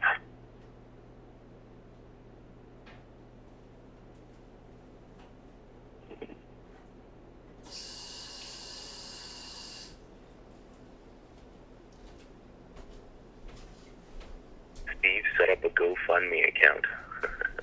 Esteban, no, don't need to do that. I'm definitely not a charity case.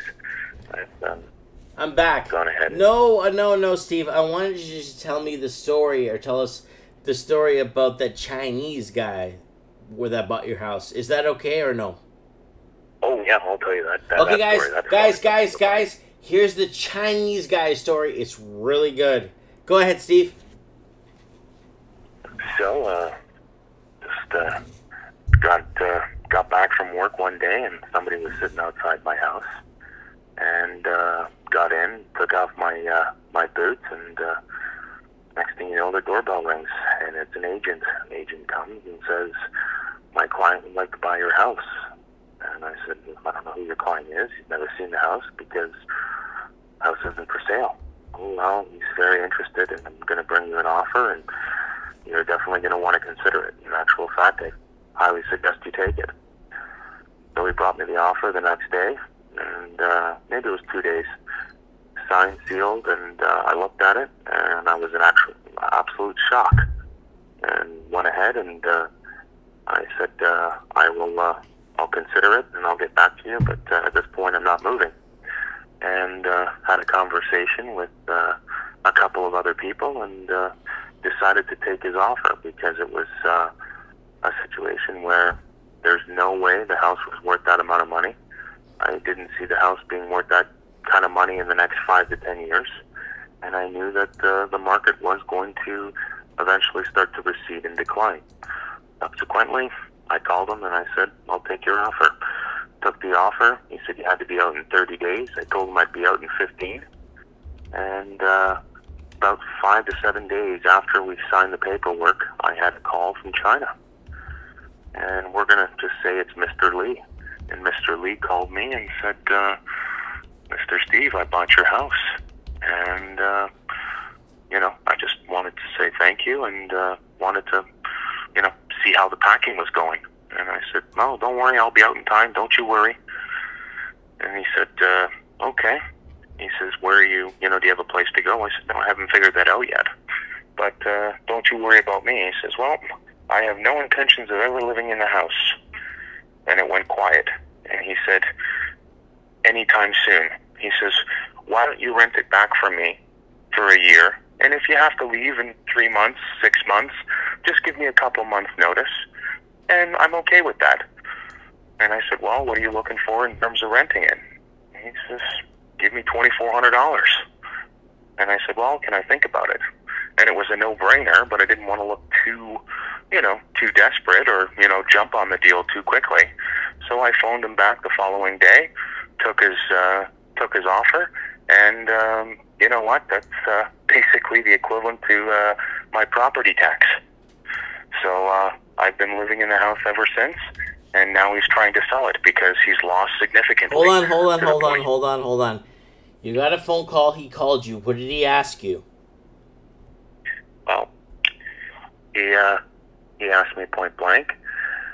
He says, "I want to sell the property.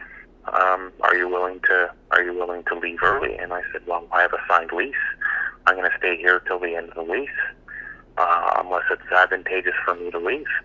Do you want to work something out? And he says, well, are you interested in buying the property back from me? Oh, okay, And hold I on. said, Key sentence. Are you interested in buying the property back from me, says the Chinaman. And what did you say? I said, well, what are you looking, what are you looking to get for the property? He says, well, we'll make it a clean deal. Whatever I paid for the property, that's what you'll pay. One hand washes the other. And I never laughed so hard in my life. I'm laughing right now. I'm sorry. So just so all the viewers know exactly what's going on here, the property went down, and I can actually produce valid realtor.ca listings and actual prices, identical homes pretty much, same lot, same everything, okay, have basically sold for approximately $700,000 to $800,000 less. 7 to 800,000 large. Less, yes. That's. You bet.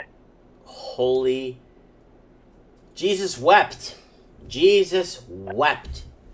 I don't want to get all biblical on you guys, but this is not good, and it's not good. I mean, it worked out. It worked out for me, Mike. I mean, I was happy, to be honest with you. I contemplated doing cartwheels naked down the 401 when I heard that. Woo! So, okay. Patrick G. I live in Toronto, Avenue Road in 401 area.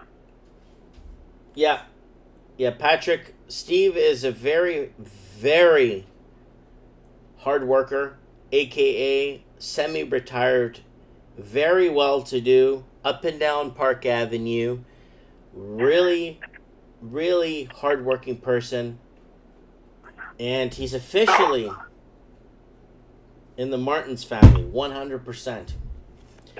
So, you know what, Steve? I'm not super, how do you say it? When that guy told you could buy it back at the same price I bought it for, it's just something, that would happen normally. But any good businessman will look at it and say, what the hell are you smoking? You took a loss. You know what? It's like buying stocks in a company and then trying to sell it back for the price you bought it for. I don't even think that's even legal on some standpoints. You're right. Absolutely right. But it just goes to show you how much of irrational exuberance existed within the Toronto market, as well as Vancouver. But I can't really speak for Vancouver because I don't follow it nearly enough. But the irrational exuberance that was demonstrated within the market for a good almost 2 years, it was just absolutely crazy. The amount of speculation, the amount of foreign money. And make no mistake, anybody who says that foreign money was not influenced within the Toronto-Vancouver situation, especially Toronto, you know what? You should probably get your head evaluated and sit on a couch and talk about your feelings, because you have some significant underlying issues.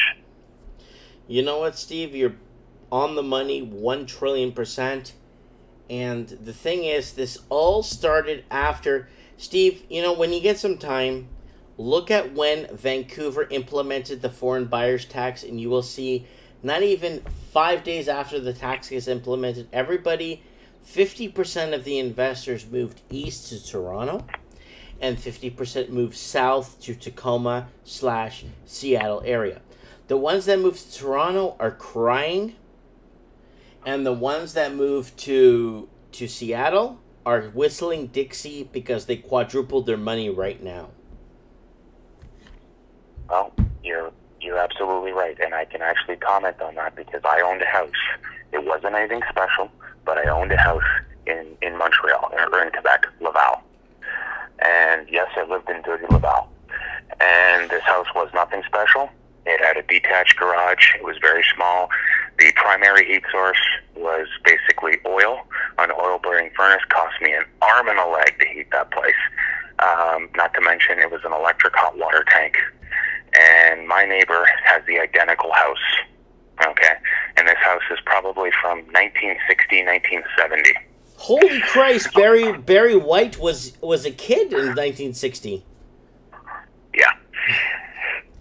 Anyways, long story made short, I bought that house for $140,000. Okay? Okay. My neighbor bought that house around the same time as me. And he called me, okay, a few days ago, and he says, Steve, I've sold my house. And I said, really? I said, you had it listed about a year ago, and you were hoping to get about $320 for it. And he says, Steve, I got $489. He got half a mil, so he got 489 large when he was asking a lot less. And I said, no, a year ago he was trying to sell it. Yeah. And he couldn't sell, he didn't sell it. And then he put it back on the market, and he got, forgive me, I'm almost positive he said, it was 480 something. I was just flabbergasted, and I said, really? I said, Jesus, is Bombardier, like are they paying $100,000 a year to mop floors? And he says, no. He says, I won't tell you exactly what he said because it's rather offensive to the Asian folk, but it was a Chinese foreign buyer. Yes, of course, definitely. Everybody wants to park their money in Canada. And Steve, I'm going to be really frank with you, buddy. If I was a Chinese citizen from the People's Republic of China and I needed somewhere to park my money, I would definitely park it in an English-speaking democratic country. I would fight and work to get my income or whatever I've saved out of that country and build a life for my family. But the problem is a lot of them are getting greedy and they're buying up multiple properties. They're leaving the damn things empty and there's no one living in there. They have Christmas ornaments on the house in July and fences falling over and grass. So Steve, when you come and visit me here in Vancouver, I'll take you to a tour to different areas to show you homes with Christmas ornaments in the summer. Hey, that would be a lot different. I live in a primary Jewish area, and it's not very bright around the holidays. I think myself and another individual put up some Christmas lights, but yeah, I'd love to see those lights all year round. Yeah, it's just what it is, man. And there's uncut grass for like 4 years, falling over fences on the neighbor's side, a pile of newspapers on the front door. I'm talking about like 7 months worth of newspapers, you know? So let's go to the comment section. Ooh, Let's do it. what's going on in the comment section? Patrick G. I like that guy very much. Patrick, I love you, buddy. He's been commenting on my channel for like 5 years, and he's saying, foreign money was 30 to 40% of Vancouver. That is just my guess. TJ... I think that's very conservative. Yep. TJH says Vancouver condos look like a ghost town. 2 lights on the entire buildings. That's very true. I'm going to take a drive down to Vancouver for you guys just to show you guys how many lights are on in the condos at 9 p.m. at night. And Estevan Recker says, my dad sold his house for $1.4 million. He paid 40 large for it when he was doing leprechaun kicks to the bank. And then Canadian says you can get a property for $480K in Vancouver. Sorry. Porta potty. You can't get, you can't even get a porta potty or a parking space. I'll just say parking space. And then TJH says dad built his house in Maple Ridge for 50 large in 1977 AD. Now it's hovering around 1 million Canadian dollars, which is about 14 million Mexican pesos. And you could live off a lot of booze and girls for like 10 years. And then Buddy says the Jewish community are great people. And They are. I've never absolutely had are. any problems with anybody in any community or culture. I really haven't, Steve. I mean, I've been No. around. I've lived in a pile of countries. I speak a bunch of languages, and to be very frank with you, I've never really had any conflict with anybody.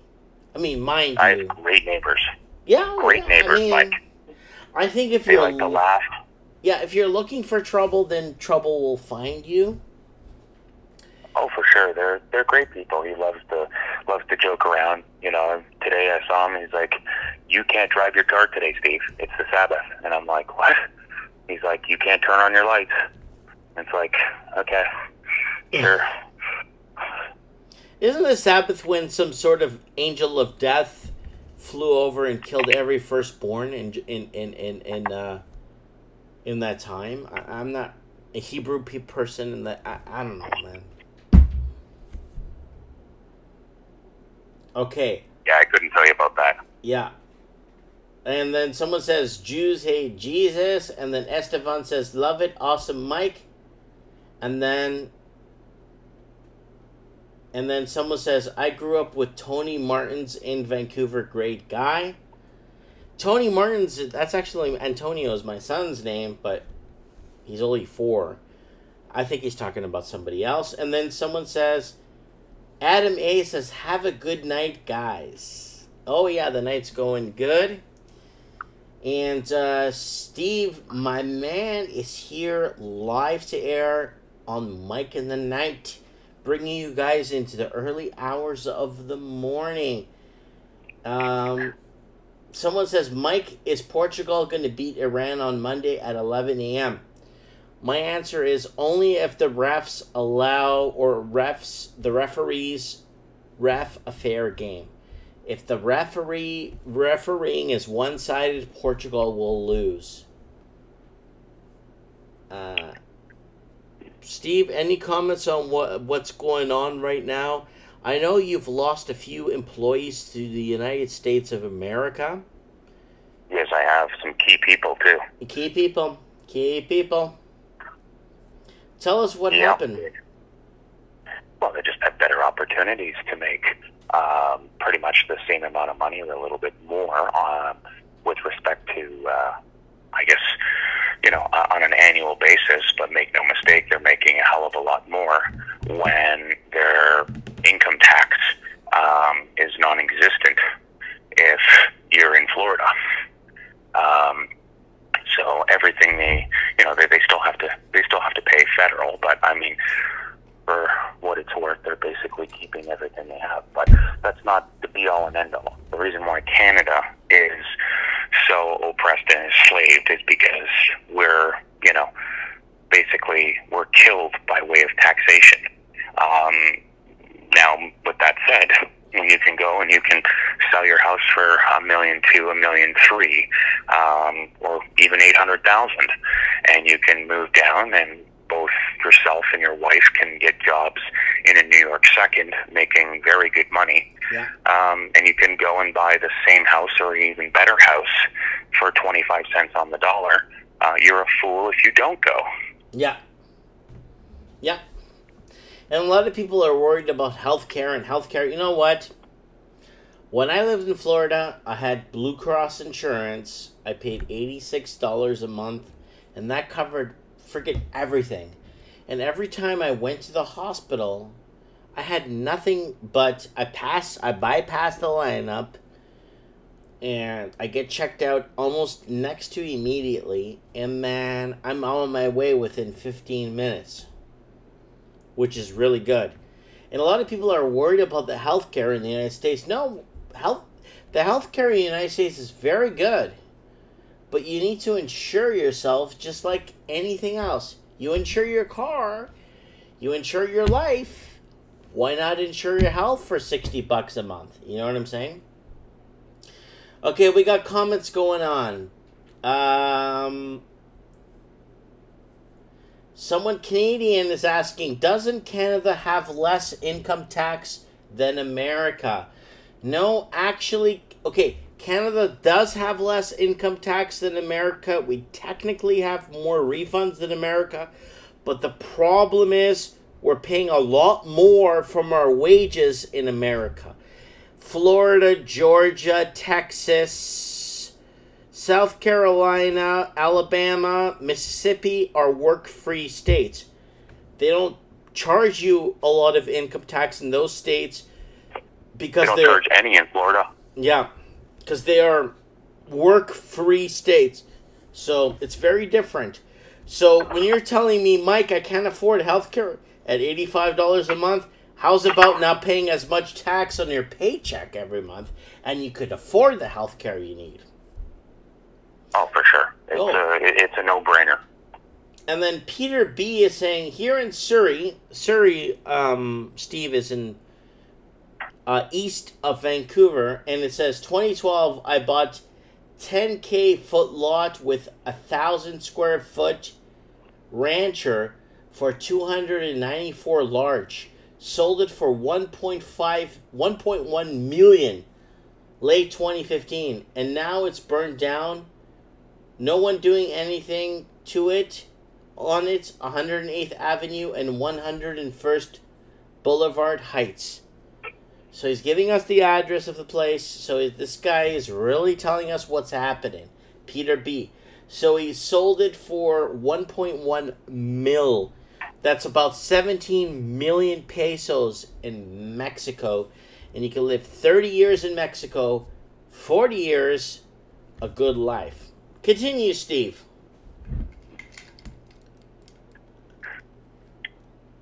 What would you like me to discuss? The crash. And I want you to discuss the GTA area in specific. I actually want you to discuss the effing traffic. When I was in Toronto, every time I would go to Cambridge, Oakville, Mississauga, Toronto, Markham, Scarborough, there'd be traffic 24/7. My opinion is everybody left the GTA to move to Cambridge and Waterloo and all the Hamilton. Anytime I want to get anywhere, anything, any time of the day, the traffic on the major arteries were always clogged. What the hell is happening, Steve, with the traffic on the major 400 highways? Well, it's interesting you say that. They hit it the nail right on the head. They've basically, people have moved out, and you've got a whole bunch of commuter towns that have all, now become overpriced, with overpriced real estate, and everybody's trying to basically go ahead and, still have their job and commute into the GTA and live in Cambridge. I have friends that live in Cambridge and commute to the GTA every day, and if they're not on the highway by 6 o'clock in the morning, they're not getting to work for 9. It's not going to happen. So they leave at 6, and I got a good friend of mine, leaves at 6:15, goes to the gym by his work, gets there for around, 7:30ish, goes and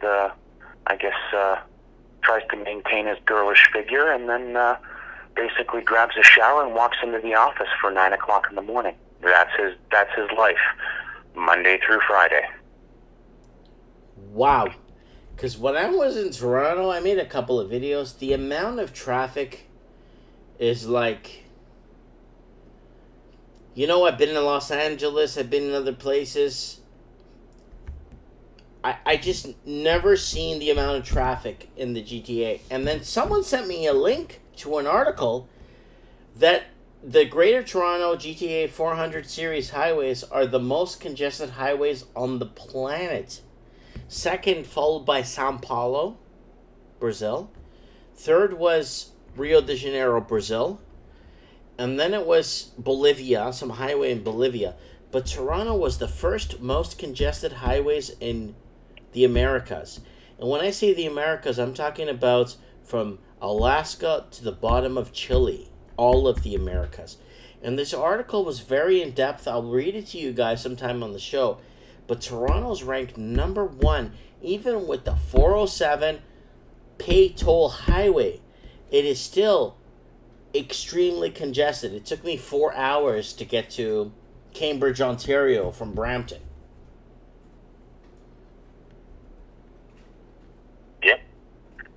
absolutely insane. And you got to ask yourself, what's your time really worth?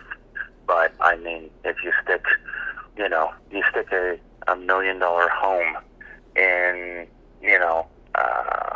Cambridge, Waterloo, Kitchener area, and you stick that same home in Toronto, you can bet you're paying double, if not,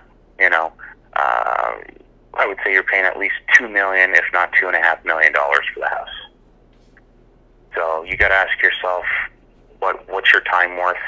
And that's really changed, because for the viewers that don't realize what the taxation situation in Ontario is my mom's paying $7,800 a year in property tax. Yeah, I believe it. In Brampton, for sure. Absolutely. Where Mero Geocetis is, it's 2%.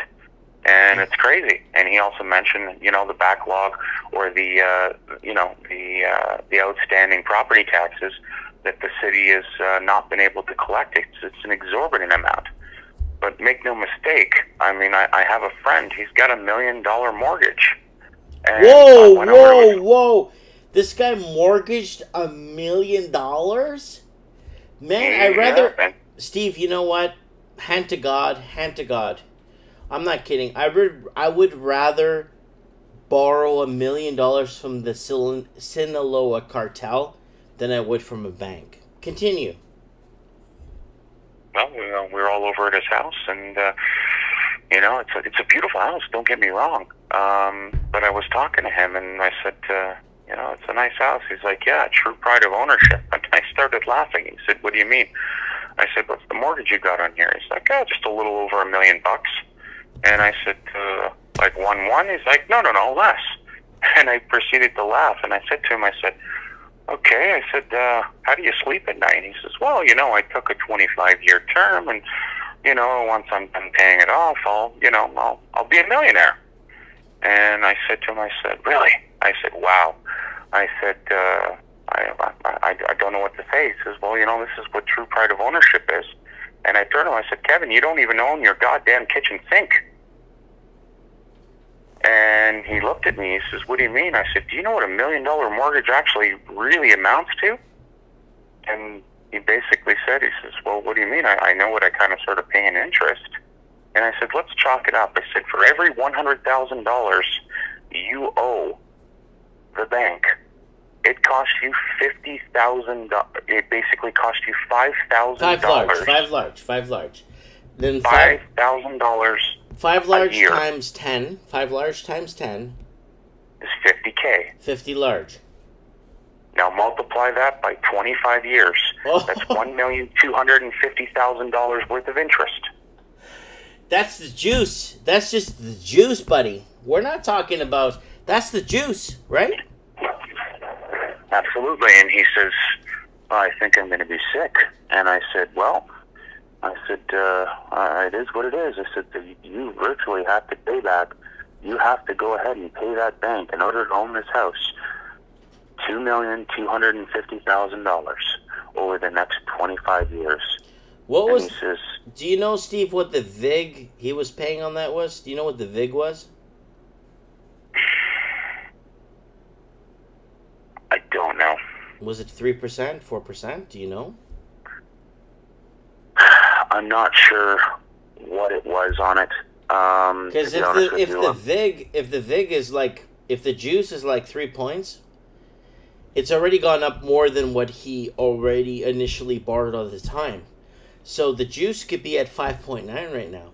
So he's looking at about 6 large per year per 100 large, and he's looking at about 70 large per year in finance charges when he refinances.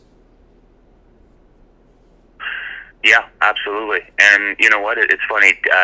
TJH said it perfectly, and so did the Canadian. He says, TJH in the comment section just said 25-year slave. Banks are laughing at him. Yeah, banks are definitely laughing at him. The juice is not worth the squeeze. And the Canadian, that's not ownership. That's debt slavery. And it absolutely is, because, ladies and gentlemen, $2,250,000. He's got to go and pay back, okay, the bank to own the house and the cost of borrowing. And his exact words to me, well, I guess I can't, it can't get any better or can't get any worse. And I laughed at him. I said, it can. And he says, how so? And he says, the bank uses smaller numbers. And I said, yeah, they're not your friend. I said, how it gets worse is $2,250,000. That's after-tax income. Yep. You have to make $4.5 million to pay off that house. Yep. $5 million. $5 million to pay off that house. Yep.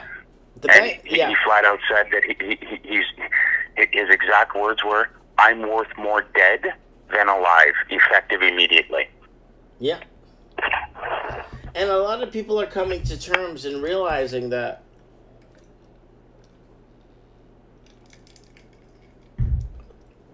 the cost of borrowing is going to get a lot more expensive, and the party is over. The quantitative easing is done. And people need to come to terms. I think people need to go back to grade 4, grade 5 to understand what the heck they're getting into. I just don't understand, and I can't see the writing on the wall why these people would invest in something that could potentially lose value. It's like buying a used car, right, or a brand new car from the lot. It's just, if I buy a brand new car from the lot, I know it's going to lose value, and I'm buying it free and clear, and I'm not getting myself into debt, and I'm enjoying my life. But when you get into these mortgages, and the juice is like 5 points and 6 points, well, what is it at right now, right, Steve? 5.9? In terms of what? The interest rate. Is that 5.9? So the posted 5-year fixed rate across the board. Major banks, yeah. It's 5.29. 5.29. That's the juice right now. Yeah. Okay. On a 5-year fixed rate. Next week it will change. Yeah, next week it is changing. What do they? There, a lot of people are trying to refinance to get onto variable rate mortgages. I think that might become a nightmare, because variable rate mortgages are sitting at 3.5% VIG or juice, whatever you want to call it, interest. 3.5% juice right now, and 3.5% juice looks very accommodating. If you have $1 million mortgage, that's about $40,000 a year. But the problem is variable rates change in a heartbeat. Absolutely, they'll immediately go up upon the Bank of Canada raising interest rates. Let's face it, they have to go. If they don't go, we have more problems than we know what to deal with if he does not press the go button and at least raise 0.25%. If he doesn't go 25 basis points, there is a significant problem and so many underlying issues, and everybody should be very, very scared. And you're just going to see the mass amounts of wealth continue just to erode and leave Canada. It's paper wealth. A lot of the Canadian proper are sitting on paper wealth, and that paper wealth is absolutely, I wouldn't wipe my butt with it, Steve. Oh, for sure. I understand where you're coming from completely. However, with that said, interest rates have to go up in July. He really needs to raise them. RBC, just so everybody knows, RBC is priced in, or basically is expecting 2 rate hikes in total for 2018. Hold on. The Feds, I just spoke to somebody out in Nevada today, really high-ranking chairman of the board out in Nevada. I'm not going to mention his name because he's actually very well known. And he told me they're actually raising it 4 times in the next 6 months. Really? Oh, yeah. Yeah. That's crazy. And, I think... where is it here? Steve, it's not crazy. In the United States of America, the average medium home is still $187,000. No, I think it's crazy in terms of where the U.S. Fed is at and raising interest rates and where we're at. And if you look at what our home values are, especially in Toronto and Vancouver, is so disproportionate. And I don't understand why people are continuously agreeing to pay these prices. Well, they're not. They're getting smart. They're definitely offering less if they're going to go ahead and buy a house. But in my case, Mr. Robot C, I believe it is. Is that who it is? Yeah, Mr. Roboto C. He's been commenting on my videos Roboto for like 5 years. Yeah, my friend. Yeah, he's an absolute dumbass. He was drinking the Kool-Aid, and he had the fear of missing out. And you know what? That guy can't sleep at night. I wouldn't be able to sleep at night. And he's probably lost, from the time he purchased his house to date, he's probably lost about, I would say, at least 20%, maybe 25%. Dude, that's like 250 large. Yeah, actually, well, it would be if the house was the purchase price of the house was $1 million. He has $1 million mortgage. He bought that house was a $1.4 million home. 1.4. Yeah. Okay, I just want to interrupt you for a second, and I want to say one thing really quick. Jesus wept. Okay, continue. Yeah, so he's basically sitting with maybe, I would say, for argument's sake, couple $100,000 worth of equity on the property. And for what it's worth, if you really peel back the layers, by the time it's all done and said, he's pretty much almost in a negative equity position if you look at the big picture. But yeah, it's way too late in the game for him. He cannot sell his house for $1.4 million. In actual fact, the same house that he lives in right now down the street is for sale, and they've listed it at 1.3, and it's been on the market for 6 months. That's, what is that, 120 days? 120 days? 180 days. No. Yeah, 120 days is going to be 4 months. Okay, when you're looking at comparables in housing, 30 days on the market means it is a soft. 90 days on the market means it's unmovable. 120 days on the market means it's unsellable. Steve, you know what my position was in the company I worked for? I don't want you to mention it online or on the air because I could actually get sued by them. But I've been around the financial markets and the housing market, and I understand severely in depth what is happening. So 120 days means when you look at comparables, when you're looking at comparables in housing, if a house is sitting on the market for 120 days, that means it's registered as US, means unsellable unit. Because when you get to those high ranks, it starts becoming commodities and it's tradable market. A US house, not in the United States, means unsellable commodity. Yeah, I wholeheartedly agree. And there's a lot of houses that have been sitting on the market for quite some time.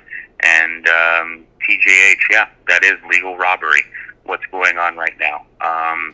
So a lot of people are losing the paper wealth and material gains that they've made on their houses, or bought a house on the basis that house prices just continue to go up. And organized real estate said it in the past, and some of them actually do consider, say, oh, it's just a blip. House prices are they got nowhere to go up. It's just a small little dip in the road, so to speak. You start listening to people like that, you deserve to lose everything you have. It just, once again, Steve, and I'm going to tell you, Leaf is online. He's asking if this is live or replay. No, this is live, buddy. And I'm going to drink a shot. I'm almost done this bottle of Grey Goose, too. But it really baffles me because, Steve, I am severely uneducated. I have no education. I barely finished high school. I was put into a cooperative program working in a mechanic shop. because I wasn't good at reading and writing and math and stuff. But I could see when somebody's getting ripped off on something plain as day. I understand, Steve, you keep saying they keep drinking the Kool-Aid. I get it. And that's you're talking about that guy in Guyana. What the hell's that guy's name? That put poison in the Kool-Aid and murdered 940 people. I forgot what his name was. You're talking about the yeah, the guy in Guyana. Oh yeah. Yeah, I know who you're talking about. So, you're referencing this guy. I forgot what his name. He had sunglasses like this. And he looked like he was like some sort of criminal or some mafia character. I know who you're talking about. I forgot his name. John Jones or James Jones or Jones Compound, right? In Guyana, right? Yes, yeah, okay, yeah. Yeah, that's who you're talking about. Yeah, I know who you're referencing. But be really frank with you, it's like, Steve, I don't understand, dude. Like I said, I'm really behind on educational wise. If you were to hire me on education base, I don't qualify because I cannot fill out the application form, the job application form, without making massive spelling mistakes. How are these people that were ahead of me in the class, that had their head on their shoulders, teacher's pet, were top of the class, are getting into this bull crap? And Steve, I talked to 5 or 6 friends when I was in Toronto. 1 in Brampton, 1 in Markham, 1 in Scarborough, 2 in Kitchener, 1 in Waterloo, 1 in Hamilton.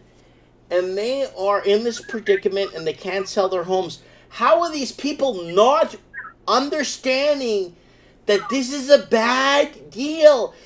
Unfortunately, Steve, I don't know if you remember the video I made in my bedroom in Toronto when I was talking about how people actually believe in their banks, believe in their realtors, believe in their mortgage brokers, actually give faith in these people.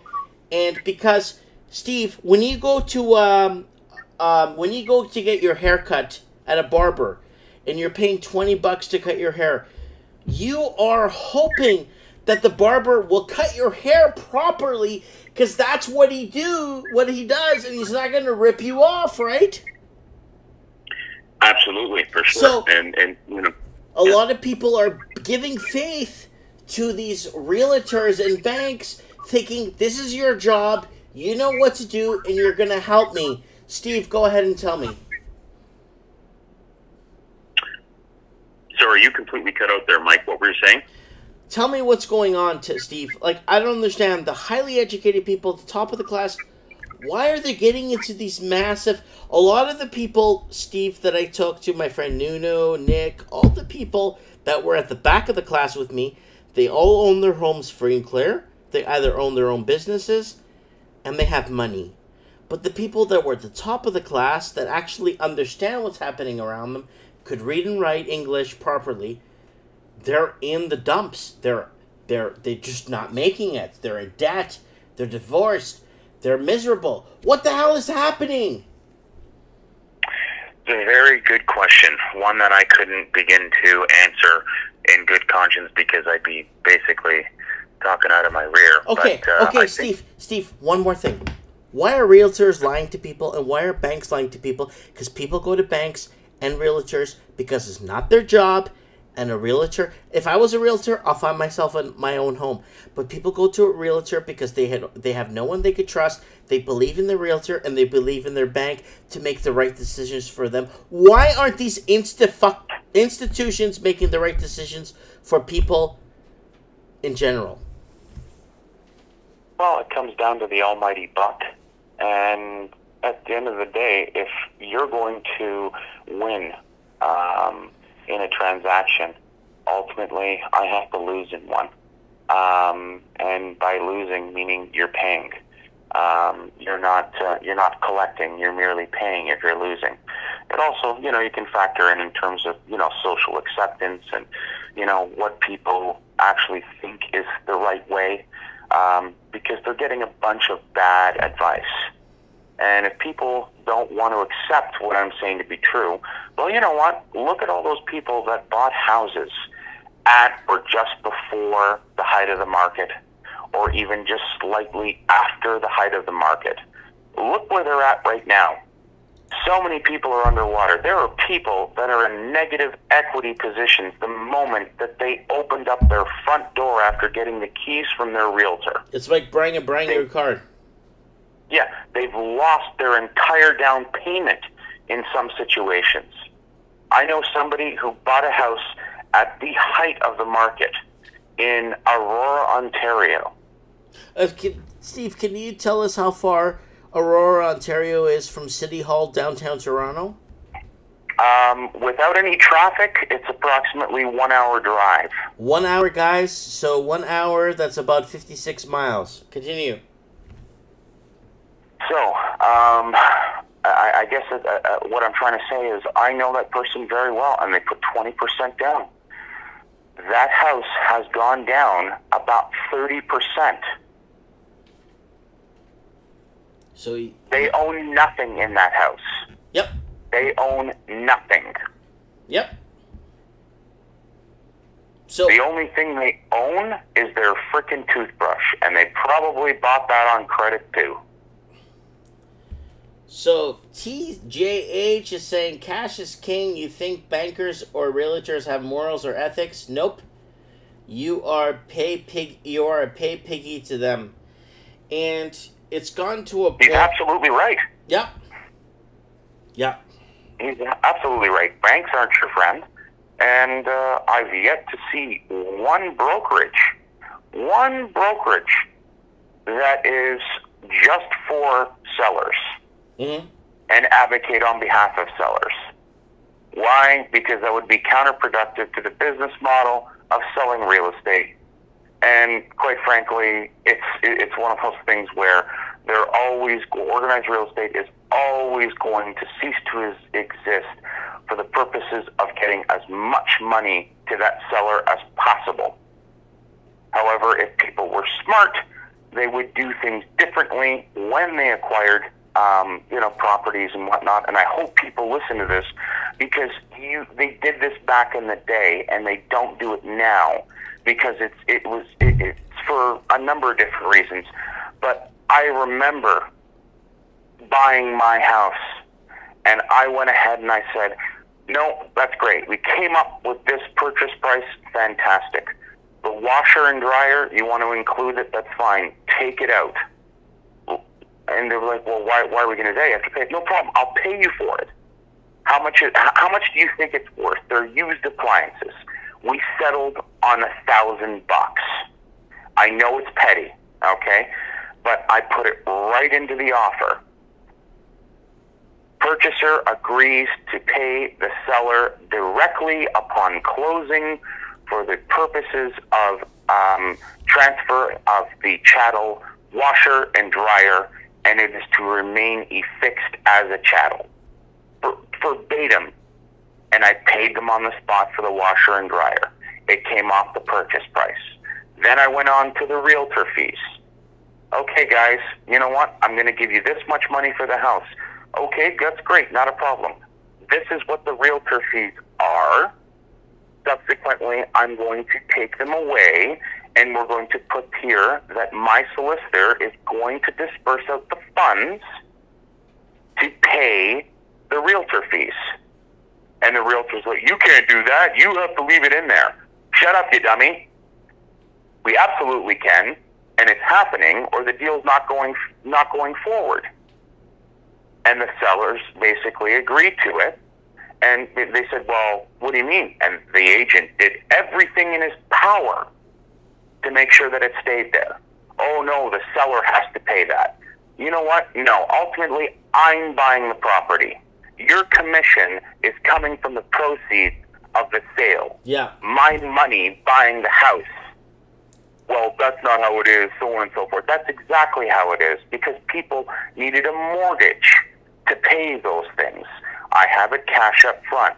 Well, you can't do that. Yes, I can do that. The only reason why you don't want that to happen is, as a realtor, you can't go to your brokerage and you don't have a live certified pending deal, okay, including your commissions, so that you can get a goddamn advancement on them. That's why you're pissed off. That's why you want your realtor fees and your commissions to be embedded in the deal.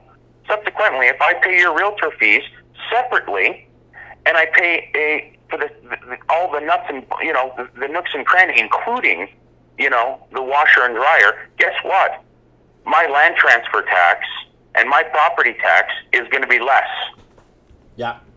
You can go shit in your hand, realtor. Yeah. So everyone's looking to make a buck. Someone's commenting there, this country is full of crooks. And Sidge Brad Purtis says, stay out of this market till further notice. He's very right. It's burning and it's more or less global. And then Peter B says, we are all crooks, but there got to be a fine line. And guys, you know what? The benefits of living in a small town like where I'm at, I know my real estate agent. She's been to my house many times after I bought the house.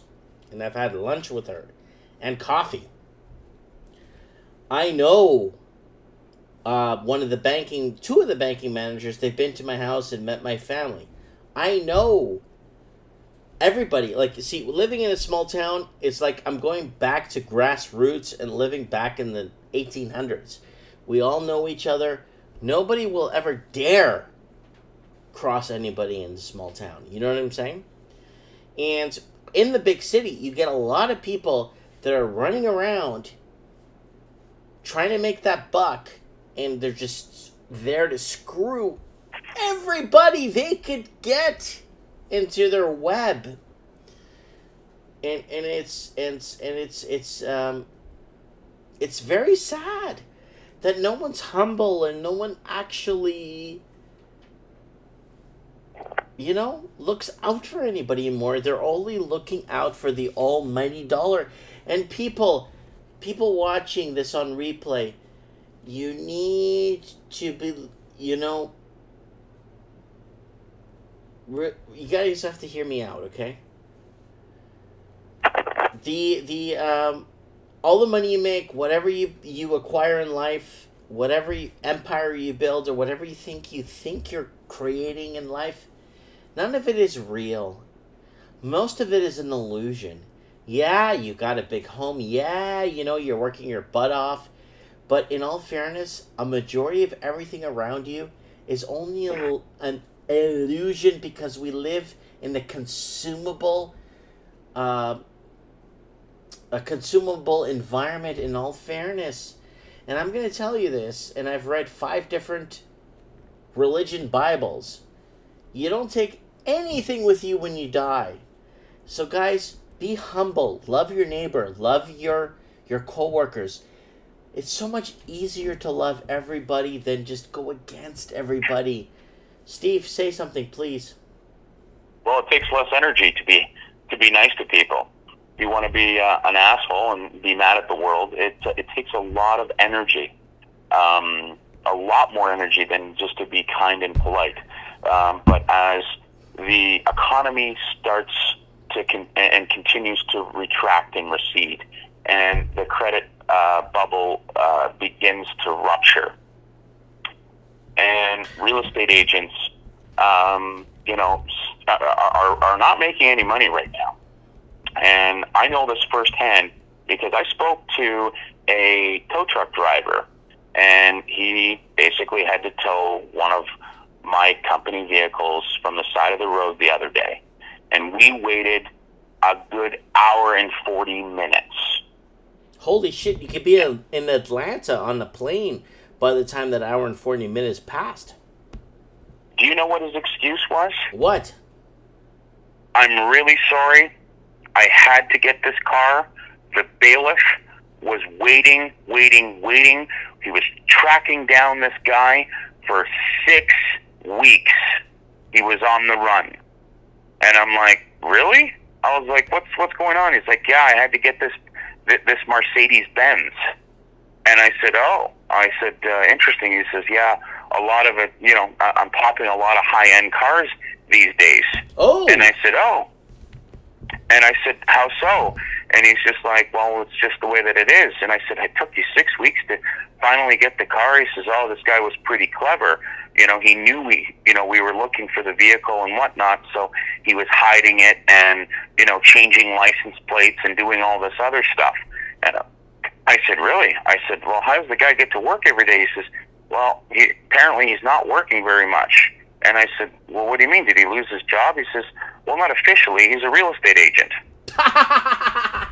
So he was changing the tags on the back of his vehicle so the vehicle wouldn't get tracked. Yeah, they couldn't identify positively. The bailiff couldn't positively identify the vehicle. He was using a different plate, which is very illegal underneath the Highway Traffic Act. Wow. You know, in the state of, I think it's Georgia, if you actually change the tags on your vehicle, you know you could do anywhere from six months to a year in a penitentiary for actually changing the tags on your vehicle. I believe it. That's like that's fraud. That's like huge. Unlike in Canada where you can get away with almost anything. In the US, you change the tags on your vehicle. I don't think it's New York State. I think it was Mississippi. If you actually change the tags on your vehicle in Mississippi, you are looking at hard time, dude. Maybe 3 to 6 months. Hard time. And these real estate agents are doing it. You know what? We need... You know, they need to... I don't know, man. You know, like, some of the people that are losing their vehicles, a lot of these real estate agents that misinform people, a lot of these people that thought the ride was going to go on forever. You know what? I'm really happy that a lot of the poop is hitting the fan, because you need a percentage of the demographic to actually take the loss, right, Steve? When these people take the loss, there's a lot of other people that are actually going to take the gain. And a lot of people forget that. And it's not only the banks that are getting the gains. A lot of small people and middle-class people that actually take these gains when there's a massive loss being taken, right? Oh, for sure. A lot of people that are prudent and good with money and didn't overspend and live well within their means, and there's something to be said about that, are basically going to be the new, millionaires eventually. And I was told by a financial advisor, a really, really good seasoned guy, to the point where he's been doing it for 40 years. And he doesn't even work full time anymore. He calls it his Walmart job. Mm-hmm. And he told me point blank, he says, Steve, he says, when this is all over and done and said, with the guys that have that $300,000 to $500,000 liquid are going to be able to really, really be in a very, very good position, and they will be millionaires within probably about 10 years if they invest right and really buckle down and do what they need to do. Imagine you had $500,000. $500,000. What does a $500,000 mortgage cost you over 25 years in interest? $1.62 million. 25 years, 500 grand, 1.6. Yeah, okay, yeah. Well, that's about right. Yeah. So basically, it's for lack of a better term, it's going to cost you close to about $800,000 or $900,000 to service it. Yeah. Right. Yeah. So then, if you look at that, just the guy that can go and pay cash for his house for a $500,000 home in 25 years, he is guaranteed not to have spent almost $1 million on interest. Exactly. Bingo. To the point. That is very important because a lot of people are not looking at the finance costs. The finance costs associated with borrowing the money. They do, yeah, I gotta pay some VIG.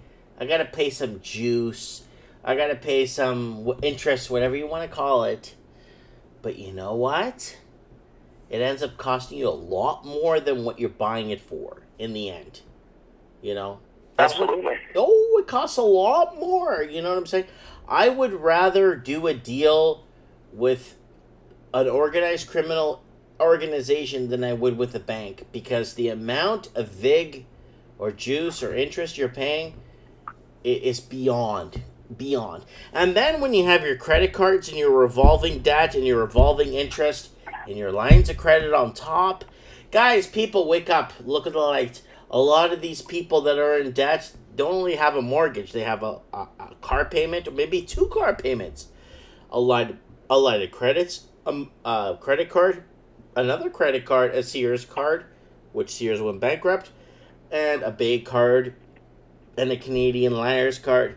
They are up to their tits in revolving credits. And a lot of people paying revolving debt right now with revolving credits are paying a blended rate of about 17 to 25 percentage points, or 25% VIG, or juice, or whatever you want to call it, on that blended rate they're paying. That's outside their damn mortgage. Yeah, absolutely. The moral of the story is,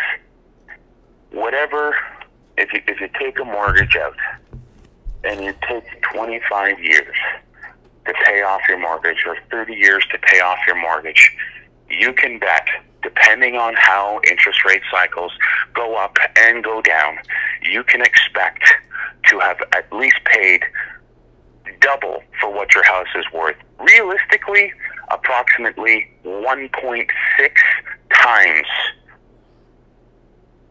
what your house costs. Yep. In just interest alone. And that's after tax money. That's a lot of points, dude. That's a lot of borrowing costs, dude. The thing is, if you could pay it out faster, it actually it doesn't lower the rate, but it lowers the lending costs, because you're paying the same interest on a lower amount, and it feels like you're paying lesser payments. So if you have, right now, this is for people that are in this predicament, that have a mortgage and they're underwater. If you could manage or find a way to actually put a chunk down on your home, if you can't sell it or rent it out for a decent price, then I recommend to put down a chunk down. And yes, when you come up for renewal, yes, your mortgage, your payment, your interest won't change, but your payment will go down, because the principal amount you're borrowing is a lot less. A lot of people forget that. They think their payment will be the same. But if you could put a big chunk down during renewal, when you go to renew, and if you could put down 200, 300 large, oh my God, you have no idea what you could buy in West Texas for $300,000. But anyway, $300,000 down on your initial mortgage. When you go to renew, you might bring your payment down about $300 to $500 a month, provided that the interest rate didn't skyrocket. And if it stays the same, you can lower your payment monthly. Steve, say something. Well, it's interesting you say that. I encourage everybody. I like CIBC mortgage calculator. Not because they're a good bank or a bad bank. I like it because they actually give you a flow chart or a graph. Yeah, I saw that. And I think I showed that to you when we met up in Toronto. And it's actually quite great, because if you took an $800,000 mortgage, or whatever your mortgage is, and I encourage everybody to do this, go ahead, and even if you don't own a property, figure out what it's going to cost you in interest, okay, for a 5-year fixed rate. Okay, as if you just paid it every month. You're a good little boy or a good little girl. You paid it off every single month, and you took a 25-year term. Yeah. Figure out how much you're going to be paying in interest over that 25 years, but furthermore, look at what it's going to cost you to live in that house for the first 5 years, and how front-loaded that son of a bitch mortgage is, excuse my language, and it will make you want to vomit and shit in your pants. It's technically front loaded is about 36 to 48 months front loaded. Usually it's about 36 to 48 months, where the price of the house of the pay down doesn't go down at all. Yeah, absolutely. Now here's where it gets interesting. If everybody went ahead and bought their house, okay, on the basis that they could afford the house, they could afford the monthly mortgage payment, and didn't buy a house on the basis of, oh, I'm not buying a house, I'm buying a monthly payment, a monthly obligation to put a roof over my head.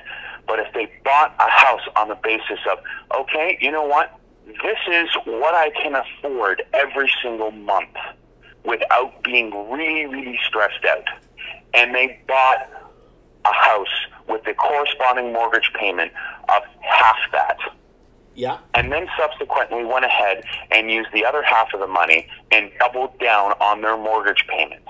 If you use the CIBC mortgage calculator, or any calculator for that fact, in terms of mortgages, and you doubled down on your payments, you will have approximately, when factoring in a 25-year term, you will have shaved off 16 years off that mortgage. You will have killed that mortgage in 9 years and saved yourself hundreds and thousands of dollars.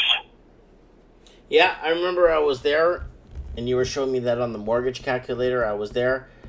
And yeah, well, yeah, if you could, I mean, anything you could put towards, because a lot of the mortgages are front-loaded. A lot of people don't know that. And the problem is I just don't understand how these highly, severely educated people, scientists, lawyers, doctors, got I don't understand. Even bankers don't even know that. And that's the sad part. They're selling you a mortgage, and they're selling you a deal, and they have no idea what they're selling you. No, they absolutely don't. There was an article the other day where it was an ex-employee, and he or she basically openly and flat out said that the average client that came in to see them was better off before she sat down with them. Exactly. And goes back to what I was talking about earlier, where people believe in their... Remember, Steve, remember what I said.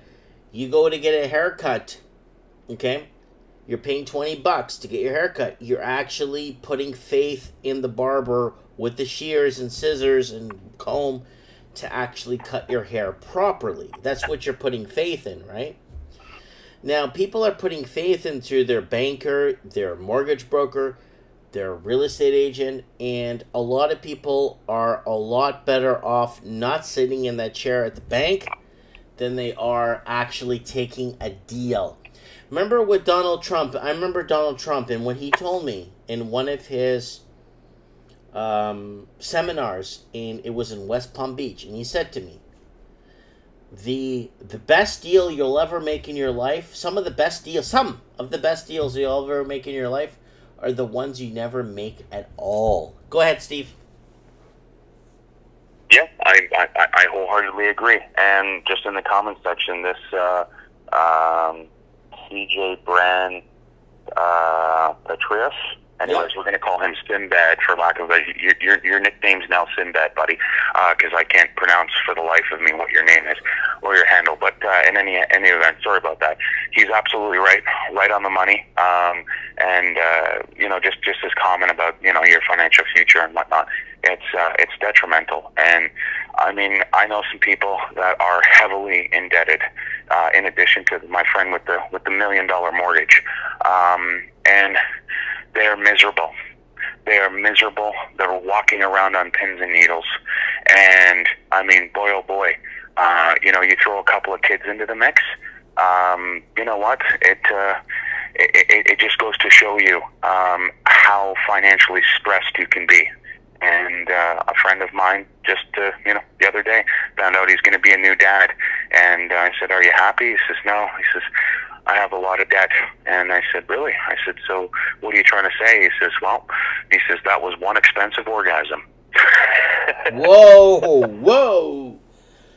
Yeah, that's what it is, man. I mean, I'm after the child's born and he's going to actually feel like it's very worth it in the end. My kids, I want to have another child, hopefully, if God permits.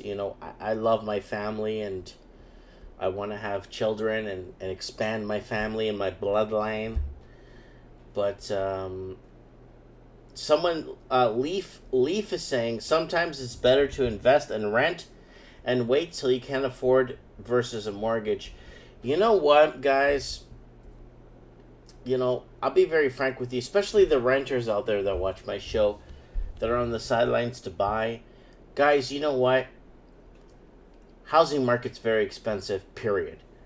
I'd recommend, you know, if you got vacation time allowed at work, or you've coming up to vacation time, you know what? Take an extra 1 or 2 weeks. Go to Mexico for a month.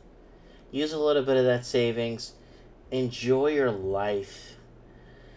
Go to Thailand. Go to Portugal. Go to I don't know, like Sweden. Go somewhere. Enjoy. You know what I'm saying? You know, if you're alone, yeah, man, you could venture. You could find yourself when you're out and about. You could find who you are when you're traveling. You could find who you are, especially on the sidelines, and you've saved so much money. You don't want to move to a small town like I did. Fine, you want to live in the city. I got a couple of people email me, say, look, I saved so much money, and I'm just going to wait. I'm living in the city. I'm not moving to a small town. You know what? Take 2,000-3,000. Go to Cambodia. I've been to Cambodia. It's amazing. Go to Vietnam. Yeah, you'll come back really humbled. Yeah, you start realizing how do you call it? How beneficial your life is, or how grateful you are to what you have around you. You know what I'm saying? And that's what absolutely. A lot of people are overlooking that nowadays, and it's really sad. We've become a very we're consumable human beings. And the sad part of it is, it's consuming our souls, and it's consuming who we are. And the things that we consume and own end up owning us in the end. And the sad part of it is, it's very true. Tyler Durden said it in the movie Fight Club. And it can't be any more right that the things you own end up owning you. And people need to wake up. You know, you have a little bit of money. A lot of people are telling you, Mike, I got savings. Mike, I got savings. Mike, I got savings. I want to put down. When do you think is the right time? You know what? Go to Portugal. Go to Spain. Heck, go to Iceland and play golf. They have this golf tournament in Iceland with these glow-in-the-dark balls. Man, go to Chile. Go to what is it? Bolivia. Go to Peru. Go see the Aztec stuff. Get out. Please get out. Get out of your bubble and go see the world. But I agree. Yeah, oh yeah. There's so much to see out there, you know, Steve. There's so much for people to see. There's so much for us to consume in a way of knowledge. And people are putting everything that matters in their lives to the back seat and putting possessions to the front. And this is what's taken over our lives right now. And the Western society is completely sold out to possessions. And, you know, like, worst case scenario, I just move somewhere, move my family, you know, somewhere, live a decent life, live a humble life, die and get buried. Done. Life, we're renting life. I mean, we're buying time. We're not going to be around. A lot of people watching this show, a lot of people won't be around 40 years, you know, 30 years. There's a couple of people on here on my comment section that told me their age. They won't be around 10 years. You know what I'm saying? No, they absolutely won't. No. And time waits for no one. Take it. Seize the day. Guys, if you want some motivation, watch the movie Goodwill. Was it Good Will Hunting? Yes, that was a great movie. Yeah, watch that movie, guys. If you have nothing to do, especially if you're a millennial, you won't know what I'm talking about. Go watch Good Will Hunting. Is that the one with, what's his name? Oh, Captain, My Captain? What's the one with Oh, Captain, My Captain? That's with the guy that committed suicide. What's his name? God. It wasn't Good Will Hunting. I'm sorry. It was the one with the guy with, God, he was in Miss Doubtfire? Oh, Robert Williams. Robert Williams, yes. He was in what was that movie he was in where he was telling the students to seize the day? It was Yes. a very good movie. It was one of the very few movies that actually moved me. Absolutely. And you know what? You can just look into why Robert Williams took his own life. And it's actually quite admirable when you look at the absolute big picture, because he didn't want to live like that. He was about to become very, very, very sick, and he didn't want to be a burden on anybody. He wanted people to remember him for, the really funny, type of guy he was, not the drain on society. And every time you turn on your TV, you got an update on, that was probably skewed by the media on how bad things were with his health. And he wanted his privacy, and he just basically said, enough's enough, I've done my time, I'm finished. And it's one of those things where you're right, Mike. All we have is time, and we're all living on borrowed time, because you don't know when your last day is. However, without being, going to a dark place too quick, too fast, I can't stress it enough. People need to sit back and really think about what they're getting into with respect to housing and debt levels and everything else, because truly, if they really understood what it took to, maintain a house, to call that serviceman, that plumber, that electrician, property taxes, just to paint your garage door every couple of years, because of the harsh winters or whatever it may be. It all costs money, and there's articles out there today. There was actually a good one in terms of millennials getting caught not understanding what it took financially in terms of their actual, their after sales, after they've taken possession. Their carrying cost is one thing, but the upkeep is another thing. Yep. And I bet you, a lot of these people, not just millennials, don't even factor in what it costs just to mow your grass. Mm-hmm. Or how many bags of salt you need in the wintertime so that you don't fall on your ass. That's right. Get People sued. are not getting that. Yeah. Yeah. So, anyways, the movie's called Dead Poets Society. Have you seen that? I haven't. Steve, you better watch Dead Poets Society. I'll play a clip from it right now. That page has been ripped out, sir. Well, that was somebody else's book. They're all ripped out, sir. What do you mean they're all ripped out? Oh, it's so good. Sir, we... Never mind. Read. Guys, if you're watching this and you haven't watched the movie Dead Poets Society, I really recommend you watch it, because it is a very movable movie. This is at the end, and I don't want to spoil it for anybody. But anyways, it's coming to 3 hours I've been live. Steve, how you feeling, buddy? It's 3 o'clock in the morning. Yeah, absolutely. I was just going to let you know that I'm probably going to turn it in for the night and just hit the hay. I think you've... have you put a hole in that bottle of vodka yet, buddy? It's done. There's like nothing left at the bottom. There you go. And you know what? I'm pretty sure your wife is waiting for you in bed. So you should probably go attend to that, because if you wait any longer, she might get really, really upset and then tie you up. Yep, I'll do that. Anyways, guys, thanks for watching. Good Dead Poet Society. If you haven't seen it, you better watch the movie. It's a good game changer. Steve, watch it. I know you haven't watched it. And message me after you watch it and let me know what you think.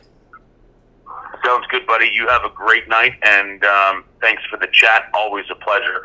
And we'll talk real soon. Enjoy your Sunday. Okay, guys, have a good night. Thanks for watching.